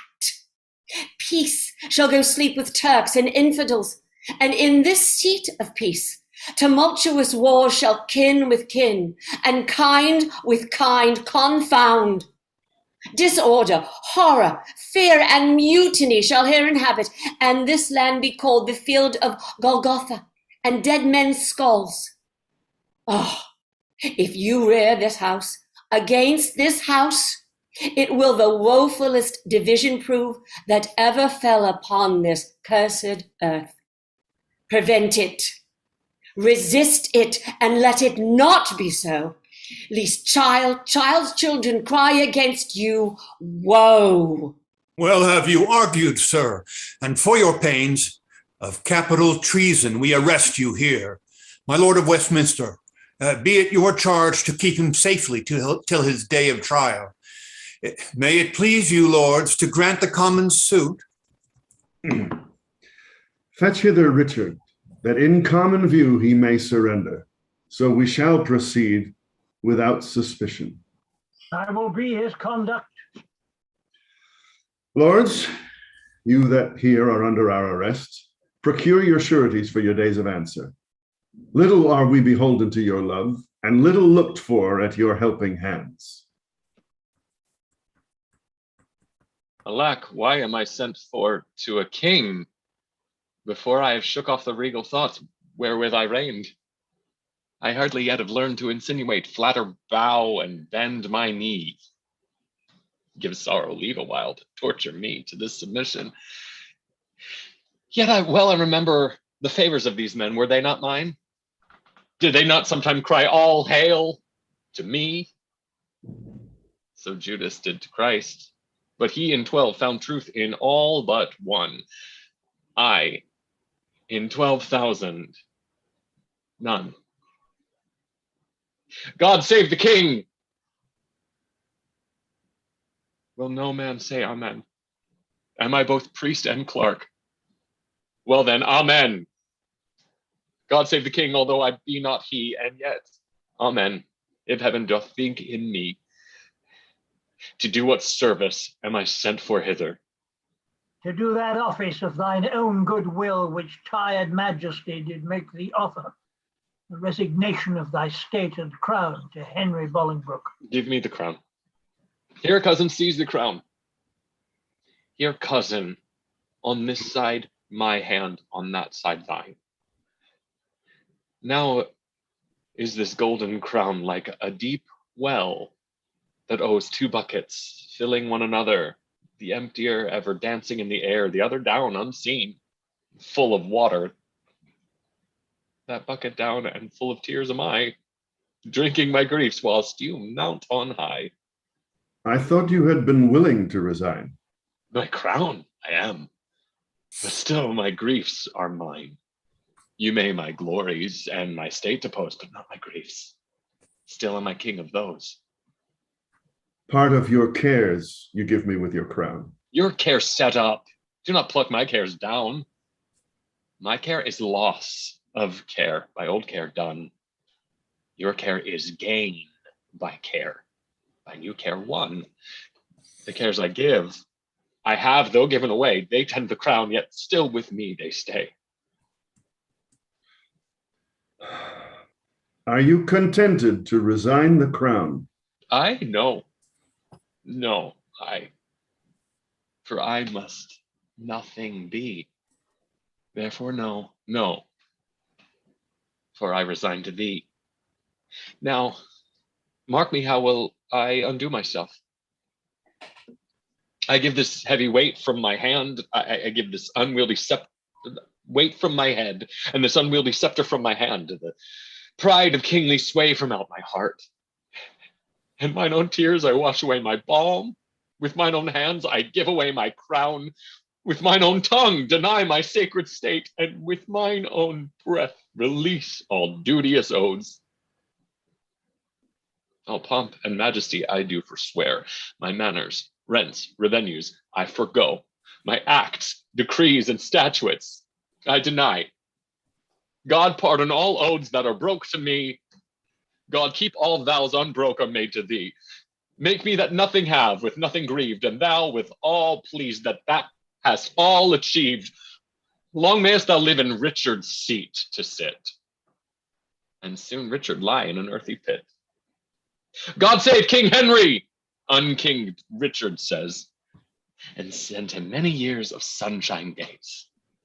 What more remains? No more, but that you read these accusations and these grievous crimes committed by your person and your followers against the state and prophet of this land, that by confessing them, the souls of men may deem that you are worthily deposed. Must I do so?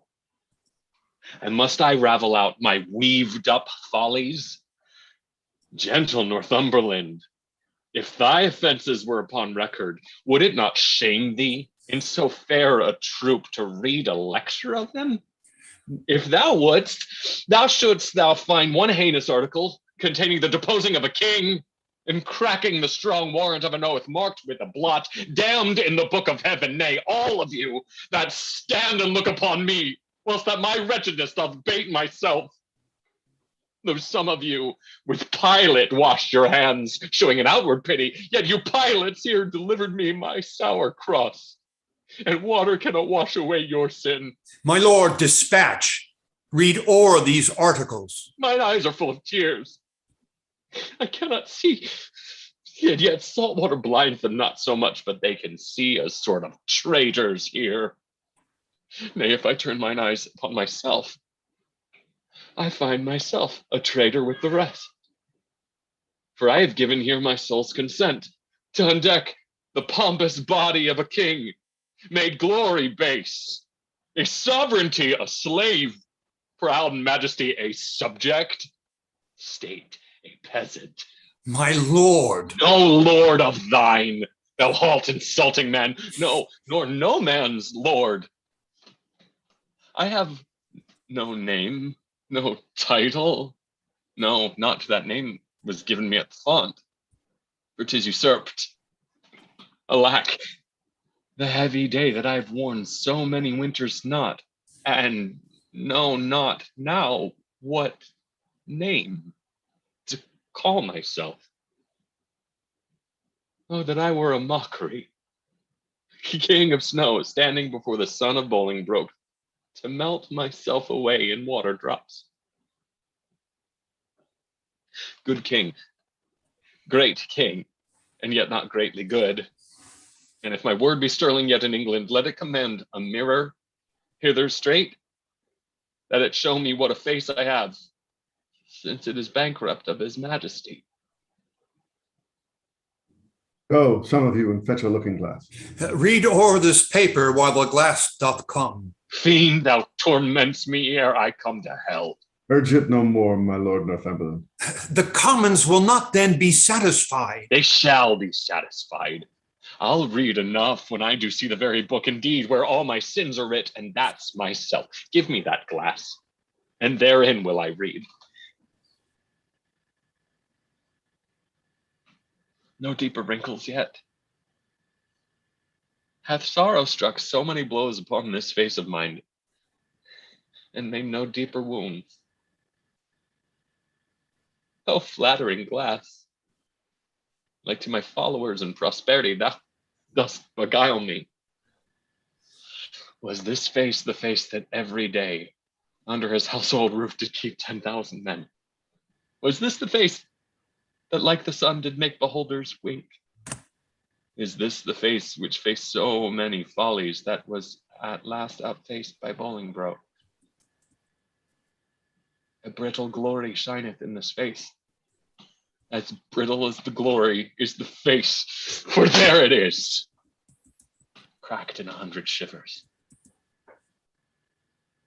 Mark, silent king, the moral of this sport, how soon my sorrow hath destroyed my face.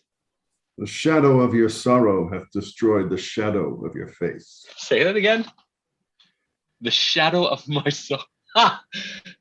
Let's see, 'tis very true. The grief lies all within, and these external manner of laments are merely shadows to the unseen grief that swells with silence in the tortured soul. There lies the substance. And I thank thee, King, for thy great bounty that not only gives me cause to wail, but teaches me the way how to lament the cause. I'll beg one boon and then be gone and trouble you no more. Shall I obtain it? Name it, cousin. Cousin. I'm greater than a king, for when I was a king, my flatterers were then but subjects. Being now a subject, I have a king here to my flatterer. Being so great, I have no need to beg. Yet ask. And shall I have? You shall. Then give me leave to go. Whither? Whither you will, so I were from your sights.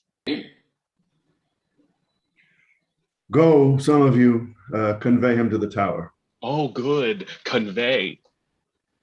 Conveyors are you all, that rise thus nimbly for a true king's fall. On Wednesday next, we solemnly set down our coronation. Lords, prepare yourselves. A woeful pageant have we here beheld. The woes to come, the children yet unborn, shall feel this day as sharp to them as thorn. You holy clergyman, is there no plot to rid the realm of this pernicious blot? Before I freely speak my mind herein, you shall not only take the sacrament to bury mine intents, but also to effect whatever I shall happen to devise. I see your brows are full of discontent, your heart of sorrow and your eyes of tears. Come home with me to supper. I'll lay a plot shall show us all a merry day. Act 5, Scene 1. This way the king will come. This is the way to Julius Caesar's ill-erected tower, to whose flint bosom my condemned lord is doomed a prisoner by proud Bolingbroke. Here let us rest, if this rebellious earth have any resting for her true king's queen. But soft, but see, or rather do not see my fair rose wither. Yet look up, behold, that you pity may dissolve to dew, and wash him fresh again with true love tears. Thou, the model where old Troy did stand, thou map of honor, thou King Richard's tomb, and not King Richard, thou most beautiful inn, why should hard-favored grief lodged in thee, when triumph is become an alehouse guest? Join not with grief, fair woman, do not so, to make my end too sudden. Learn, good soul, to think our former state a happy dream, from which awaked the truth of what we are shows us but this: I am sworn brother, sweet, to grim necessity, and he and I will keep a league till death. Hie thee to France, and cloister thee in some religious house.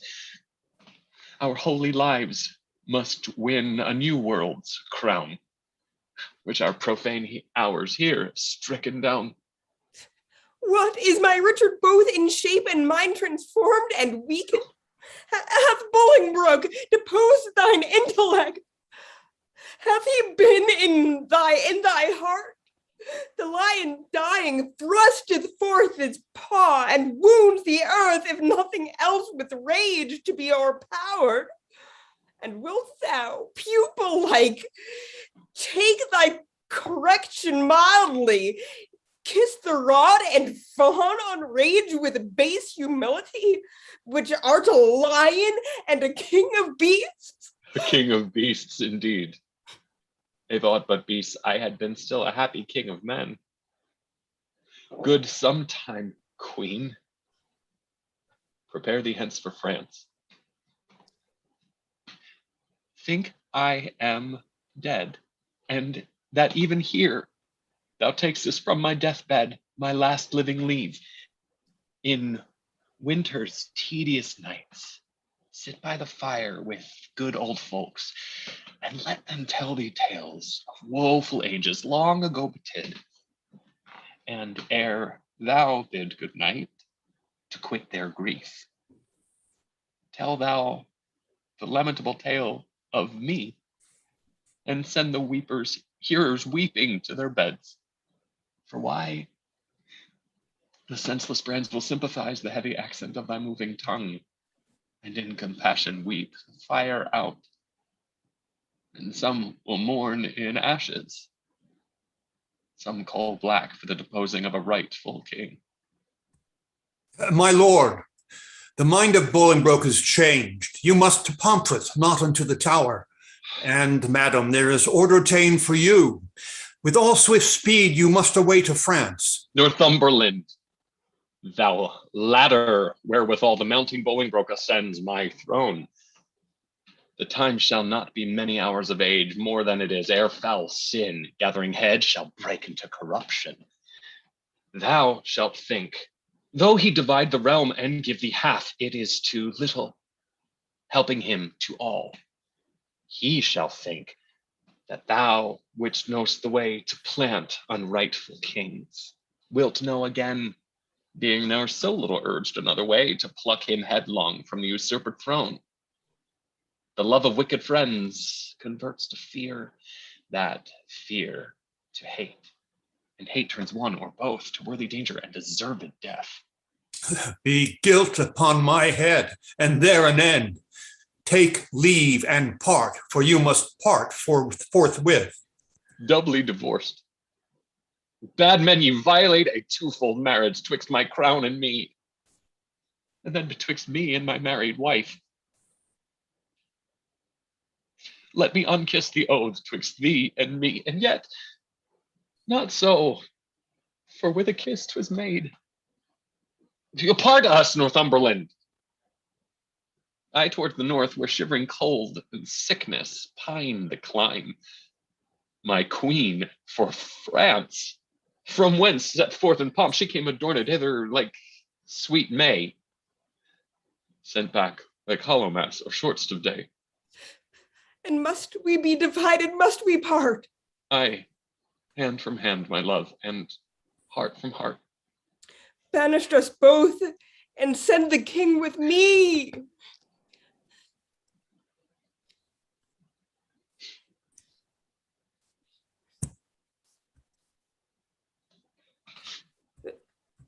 Banish us both and send the king with me. That were some love, but little policy. Then whither he goes, thither let me go. So two together weeping make one woe. Weep thou for me in France, I for thee here. Better far off than near, be near than near. Go, count thy way with sighs, I mine with groans. So longest way shall have the longest moans. Twice for one step I'll groan, my way being short, and piece the way out with a heavy heart. Come, come. In wooing sorrow, let's be brief, since wedding it there is such length in grief. One kiss shall stop our mouths and dumbly part, thus I give I mine, and thus take I thy heart. Give me mine own again. 'Twere no good part to take it on me to keep and kill thy heart. So now I have mine own again. Be gone, that I may strive to kill it with the groan. We make woe wanton with the spawn delay. Once more, adieu. The rest, let sorrow say. Act 5, Scene 2. My lord, you told me you would tell the rest when weeping made you break the story off of our 2 cousins coming into London. Where did I leave? At that sad stop, my lord, where rude misbegoverned hands from windows' tops threw dust and rubbish on King Richard's heads.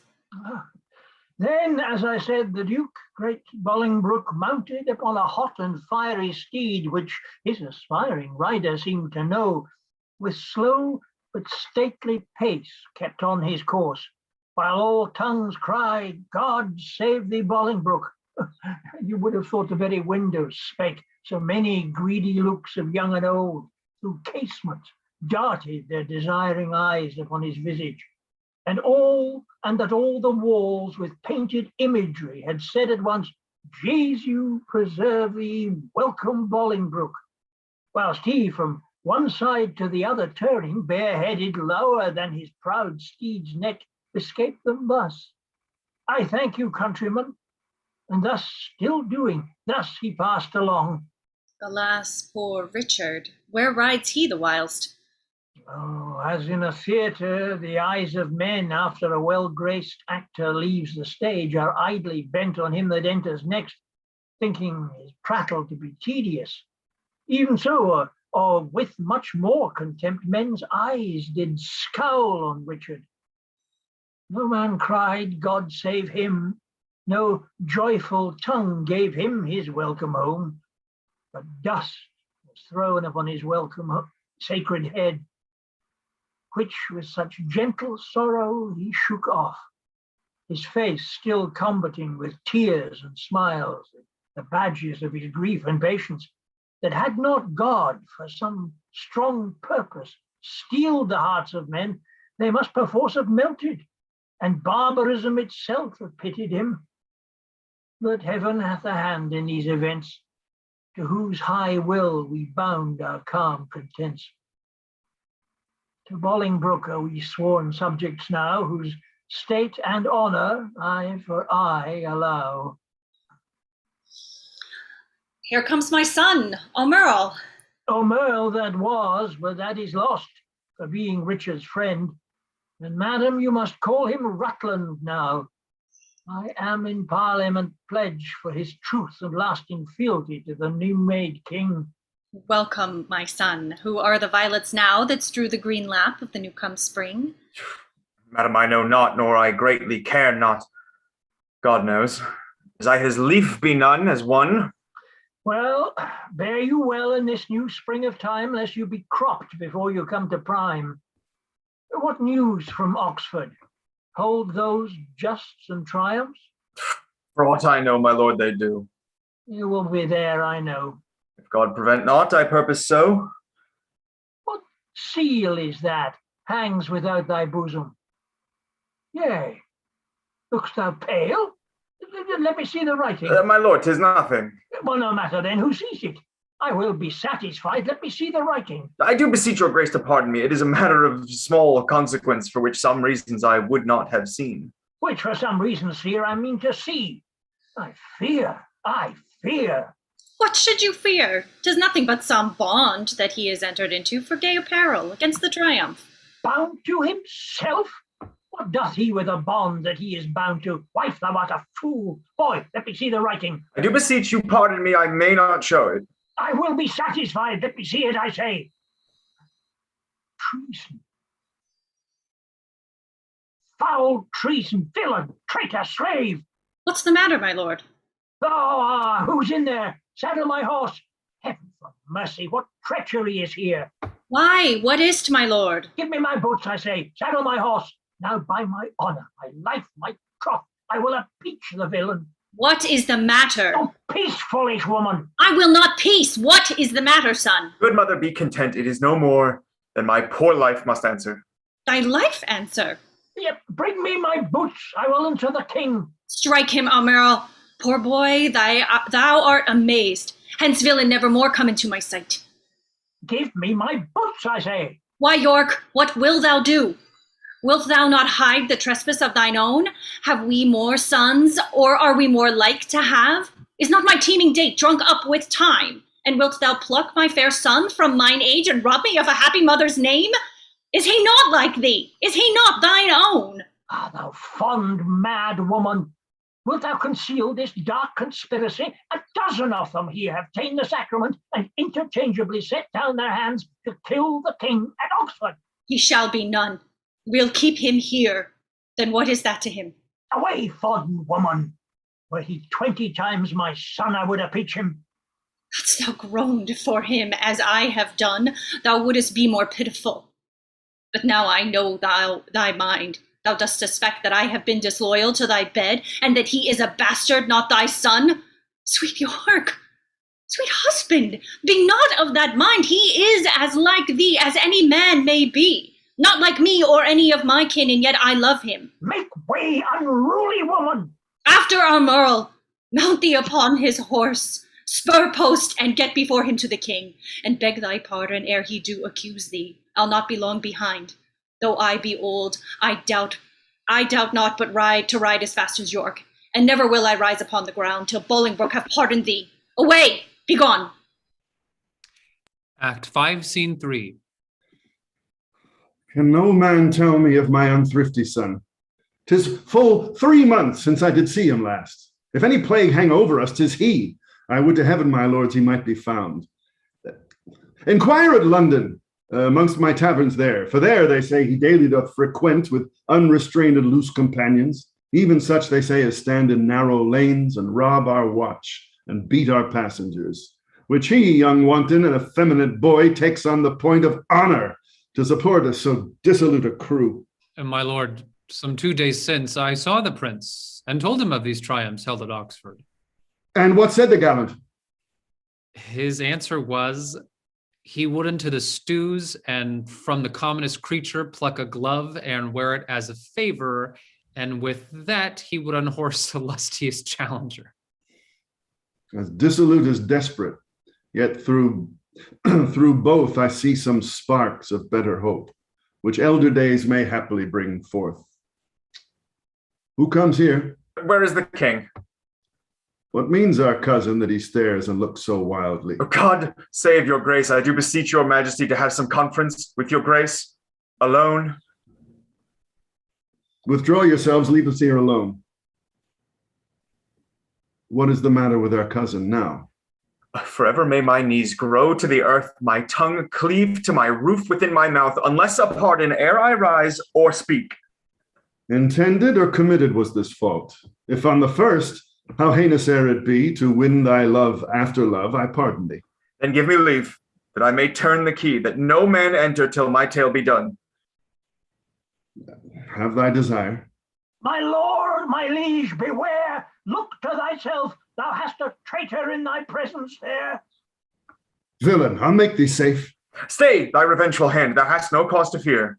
Open the door, secure, foolhardy king. Shall I for love speak treason to thy face? Open the door, or I will break it open. What is the matter, uncle? Speak. Recover breath. Tell us how near is danger, that we may arm us to encounter it. Peruse this writing here, and thou shalt know the reason that my haste forbids me show. Remember, as thou readst thy promise past, I do repent me. Read not my name there. My heart is not confederate with my hand. It was, villain, ere thy hand did set it down. I tore it from the traitor's bosom, king. Fear and not love begets his penitence. Forget to pity him, lest thy pity prove a serpent that will sting thee to the heart. Oh, heinous, strong, and bold conspiracy. O loyal father of a treacherous son, thou sheer, immaculate, and silver fountain, from whence this stream, through muddy passages, hath had his current and defiled himself. Thy overflow of good converts to bad. and thy abundant goodness shall excuse this deadly blot in thy digressing son. So shall my virtue be his vices board, and he shall spend mine honour with his shame. As thriftless sons their scraping father's gold, mine honour lives when his dishonour dies, or my shamed life in his dishonour lies. Thou kill'st me in his life, giving him breath. The traitor lives, the true man's put to death. What ho, my liege, for heaven's sake, let me in! What shrilled voice suppliant makes this eager claim? A woman, and thine aunt, great king, 'tis I. Speak with me. Pity me, open the door. A beggar begged that never begged before. Our scene is altered from a serious thing and now changed to the beggar and the king. My dangerous cousin, let your mother in. I know she's come to pray for your foul sin. If you do pardon whosoever pray more sins, for this forgiveness prosper may. This festered joint cut off, the rest sound. This let alone will all the rest confound. O king, believe not this hard-hearted man. Love loving not itself, none other can. Thou frantic woman, what dost thou make here? Shall I old Dugs once more a traitor rear? Sweet York, be patient. Hear me, gentle liege. Rise up, sweet aunt. No, not I thee beseech. Forever will I kneel upon my knees, and never see day that the happy sees, till thou give joy, until thou bid me joy, by pardoning Rutland, my transgressing boy. Unto my mother's prayers I bend my knee. Against them both my true joints bended be. Pleads he in earnest? Look upon his face. His eyes do drop no tears. His prayers are in jest. His words come from his mouth, ours from our breast. He prays but faintly and would be denied. We pray with heart and soul and all beside. His weary joints would gladly rise, I know. Our knees shall kneel till to the ground they grow. His prayers are full of false hypocrisy, ours of true zeal and deep integrity. Our prayers do outpray his, then let them have that mercy which true prayers ought to have. Good aunt, stand up. Nay, do not stand up, but pardon first, and afterwards stand up. And if I were thy nurse, thy tongue to teach, pardon should be the first word of thy speech. I never longed to hear a word till now. Say pardon, king, let pity teach thee how.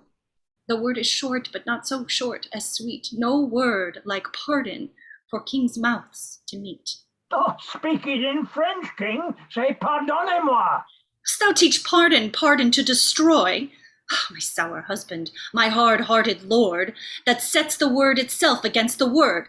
Speak pardon, as 'tis current in our land, the chopping French we do not understand. Thine eye begins to speak. Set thy tongue there, or in thy piteous heart plant thou thine ear, that hearing how our plaints and prayers do pierce, pity may move thee, pardon to rehearse. Good aunt, stand up. I do not sue to stand. Pardon is all the sweet I have in hand. I pardon him, as heaven shall pardon me. Happy vantage of a kneeling knee, yet I am sick for fear. Speak it again. Twice say pardon, doth not pardon twain, but makes one pardon strong. I pardon him with all my heart. A god on earth thou art. But for our trusty brother-in-law, the abbot, with all the rest of that consorted crew, destruction straight shall dog them at the heels.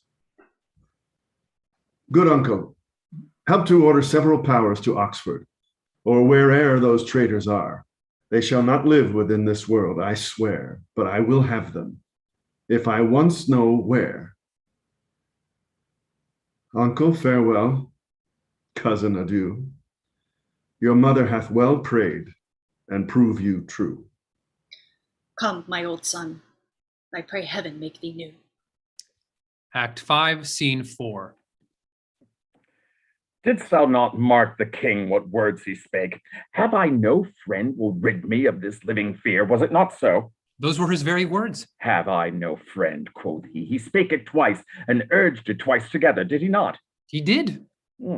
And speaking it, he wistly looked on me, as who should say, I would thou wert the man that would divorce this terror from my heart, meaning the king of Pomfret. Come, Let's go. I am the king's friend and will rid his foe. Scene 5. I have been studying how to compare this prison where I live unto the world. And for because the world is populous, and here is not a creature but myself. I cannot do it. Yet I'll hammer it out. My brain, I'll prove the female to my soul the father, and these two beget a generation of still breeding thoughts. And these same thoughts people this little world in humors, like the people of this world, for no thought is contented. The better sort, as thoughts of things divine, are intermixed with scruples, and do set the faith itself against the faith. As thus, come little ones, and then again, it is as hard to come as for a camel to thread the postern of a needle's eye. Thoughts tending to ambition, they do plot unlikely wonders. How these vain weak nails may tear a passage through the flinty ribs of this hard world, my ragged prison walls. And for they cannot die in their own pride. Thoughts tending to content flatter themselves that they are not the first of fortune's slave, nor shall not be the last, like silly beggars who, sitting in the stocks, refuge their shame that many have, and others must sit there. And in this thought they find a kind of ease, bearing their own misfortune on the back of such as have been endured the like. Thus play I in one prison, many people, and none contented.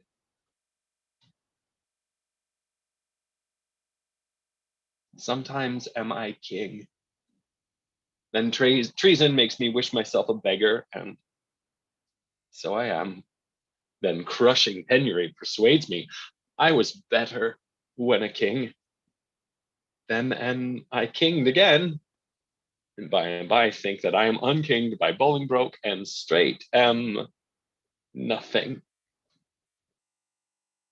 But whate'er I am, nor I, nor any man that but man is, with nothing shall be pleased, till he be eased with being nothing. Music? Do I hear?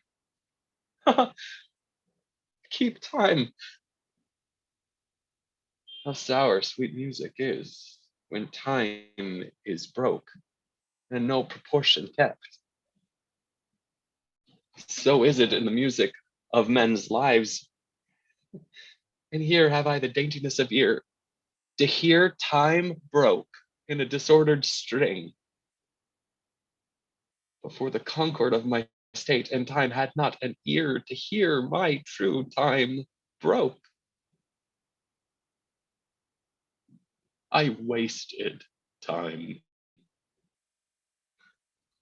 Now doth time waste me. For now hath time made me his numbering clock. My thoughts are minutes, and with sighs they jar their watches on unto mine eyes. The outward watch, which my finger like a dial's point is pointing still and cleansing them from tears. Now so the sound that tells what hour it is are clamorous groans that strike upon my heart, which is the bell. So sighs and tears and groans show minutes, hours, and times. But my time runs posting on in Bolingbroke's proud joy. While I stand fooling here is Jack the clock. This music mads me. Let it sound no more. For though it have holp madmen to their wits, in me it seems it will make wise men mad. Yet blessing on his heart that gives it me. For 'tis a sign of love, and love to Richard is a strange brooch in this all-hating world. Hail, royal prince. Thanks, noble peer.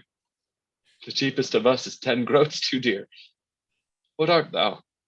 And how comest thou hither, where no man ever comes but that sad dog that brings me food to make misfortune live? I was a poor groom in thy stable, king, when thou wert king, who traveling towards York with much ado at length have gotten leave to look upon my sometimes royal master's face. Oh, how it yearned my heart when I beheld in London the streets, in the London streets that coronation day, when Bolingbroke rode on Roan Barbary, that horse that thou so often hast bestrid, that horse that I so carefully have dressed. Rode he on Barbary? Tell me, gentle friend, how went he under him? So proudly as if he had disdained the ground. So proud that Bolingbroke was on his back. That jade hath eat bread from my royal hand. This hand hath made him proud with clapping him. Would he not stumble? Would he not fall down, since pride must have a fall, and break the neck of that proud man that did usurp his back? Forgiveness, horse. Why do I rail on thee? Since thou created to be awed by man was born to bear. I was not made a horse, and yet I bear a burden like an ass, spur-galled and tired by jouncing Bolingbroke. Fellow, give place, here is no longer stay. If thou love me, 'tis time thou wert away. What my tongue dares not, that my heart shall say. My lord, will please you to fall too? Taste of it first, as thou wert wont to do. My lord, I dare not. Sir Piers of Exton, who lately came from the king, commands the contrary. The devil take Henry of Lancaster and thee. Patience is stale, and I am weary of it. Help! Help! Help! Help! Oh, now, what means death in this rude assault? Villain, thou own hand yields thy death's instrument. Go thou and fill another room in hell. That hand shall burn in ever-quenching fire that staggers thus my person. Exton, thy fierce hand hath with the king's blood stained the king's own land. Mount, my soul. Thy seat is up on high, whilst my gross flesh sinks downward, here to die. As full of valor as of royal blood, both have I split and spilt. Oh, would the deed were good, for now the devil that told me I did well says that this deed is chronicled in hell. This dead king to the living king I'll bear. Take hence the rest, and give them burial here. Act 5, Scene 6. Aye, Uncle York, the latest news we hear is that the rebels have consumed with fire our town of Chichester and Gloucestershire, but whether they be ta'en or slain, we hear not. Welcome, my lord. What is news? First, to thy sacred state, wish I all happiness. The next news is I have to London sent the heads of Salisbury, Spencer, Blunt, and Kent. The manner of their taking may appear at large discoursed in this paper here. Well, we thank thee, gentle Percy, for thy pains, and to thy worth we will add right worthy gains. My lord, I have from Oxford sent to London the heads of Brockus and Sir Bennet Seeley, two of the dangerous consorted traitors that sought at Oxford thy dire overthrow. Thy pains, Fitzwaters, shall not be forgot. Right noble is thy merit, well I wot. The grand conspirator, abbot of Westminster, with clog of conscience and sour melancholy, hath yielded up his body to the grave. But here is Carlisle, living to abide thy kingly doom and sentence of his pride. Carlisle, this is your doom. Choose out some secret place, some reverend room, more than thou hast, and with it joy thy life. So as thou livest in peace, die free from strife. For though mine enemy, thou hast ever been, high sparks of honor in thee have I seen. Great king, within this coffin I present thy buried fear. Herein all breathless lies the mightiest of thy greatest enemies, Richard of Bordeaux, by me hither brought.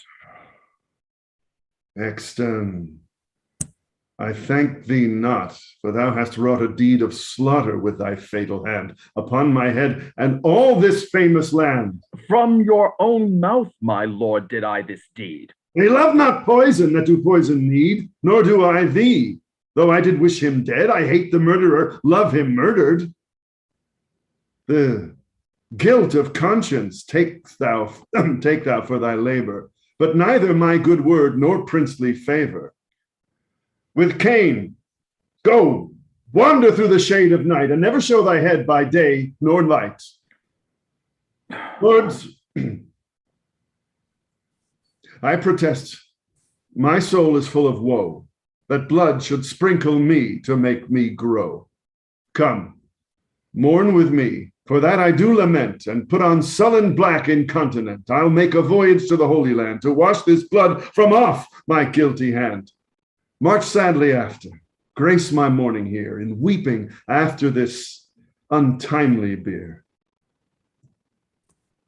End of play. Bravo, bravo. Well done, everyone. Thank you so much. Thank you, everybody. Yeah, really great to hear. And yeah, just so such good work. And Mick, especially thank you for that Act 5, Scene 5. Richard the Second, that speech is sort of like the ultimate speech. And thank you so much for sharing it with us that way. Thank you. Yeah, bravo. Shorter than Thomas of Woodstock. Right. And we must bid a hearty welcome back to our prodigal reader, Mr. D.P. Brown. Welcome back. Yes, David. He's been reading. He's been around. First time with me. Yeah, it's Nice great. meeting you all. As king, that is all that matters. King, very nice. How'd you get that, eh? By exploring the workers. Great job, everybody. I have to go, You folks. too. I'll see you guys tomorrow. Yeah. Yes, right. Bye-bye. The continues for Have many, fun. but not alas care. for Richard. But I'll see Yes. you tomorrow, Ben. and tomorrow even though it's a Sunday, it'll be in the evening at 7 p.m. for Henry IV Part 1. And then Henry IV Part 2 next Thursday. And well, you guys can figure out what comes out after that. Take care, So- everybody. I'll see you on Thursday night. Thank Thanks, you. everybody. Great. Thank you. Thank you. Hey, guys. have Thank a you, great everybody. evening. Great job. Thank Well done. you. Thanks so much. Bye-bye. Take Thank care. you, Oh, I Drew. guess I Get should stop rest, the live everybody. stream now. Ciao. Ciao. Great. Is it live streaming still? That was fun. Yeah, Yeah. Can you hear me okay? I like that one. I always like that one. I think it's my favorite. I think There's a depth to a lot of the characters in that you sometimes get skipped over in some of the other plays. it's interesting to me. The beginning of it seems quite normal, but it kind of Yeah. switches halfway through. Yeah. You get Become- all the shades of gray. Yeah, yeah. And I was York is my noticing, favorite character that I've ever played in Shakespeare, I must say. I was noticing one of the lines he has is "Grace me no graces," which reminds me a little bit of Capulet. The "But me no buts, proud me no prouds." I was Yeah. like, oh, I wonder. We always think about lines that certain writers must have written, but I always Yeah. think also what roles certain actors might have played. Well, that line is there are lots of different versions of it. I read one Thank you, David. self-appointed, Thank you, David. one self-appointed pundit commenting on how it's actually got 13 syllables. And then you realize that he screwed the whole thing up because later editors messed around with it and turned it into grace me no grace, nor uncle me. Mm-hmm. But you go back to the first folio, and what that does is it puts the two of those concepts together. They're Yeah. both attack lines straight at him. Whereas if you Yeah. look at the first folio, it's tut tut, grace me no grace. He's saying, oh, don't call me a grace. And then he suddenly realizes that Bolingbroke is trying to weasel in by calling him uncle. No more uncle me. So it's two separate thoughts. So the Yeah. first folio is a much better version. And if you look at that line, tut tut no tut tut, grace me no grace nor uncle me, that does have 5 syllables in it. Yeah. Tut tut, grace me no grace nor uncle me. And that's the pentameter. And all the other versions screw around with it. Yeah.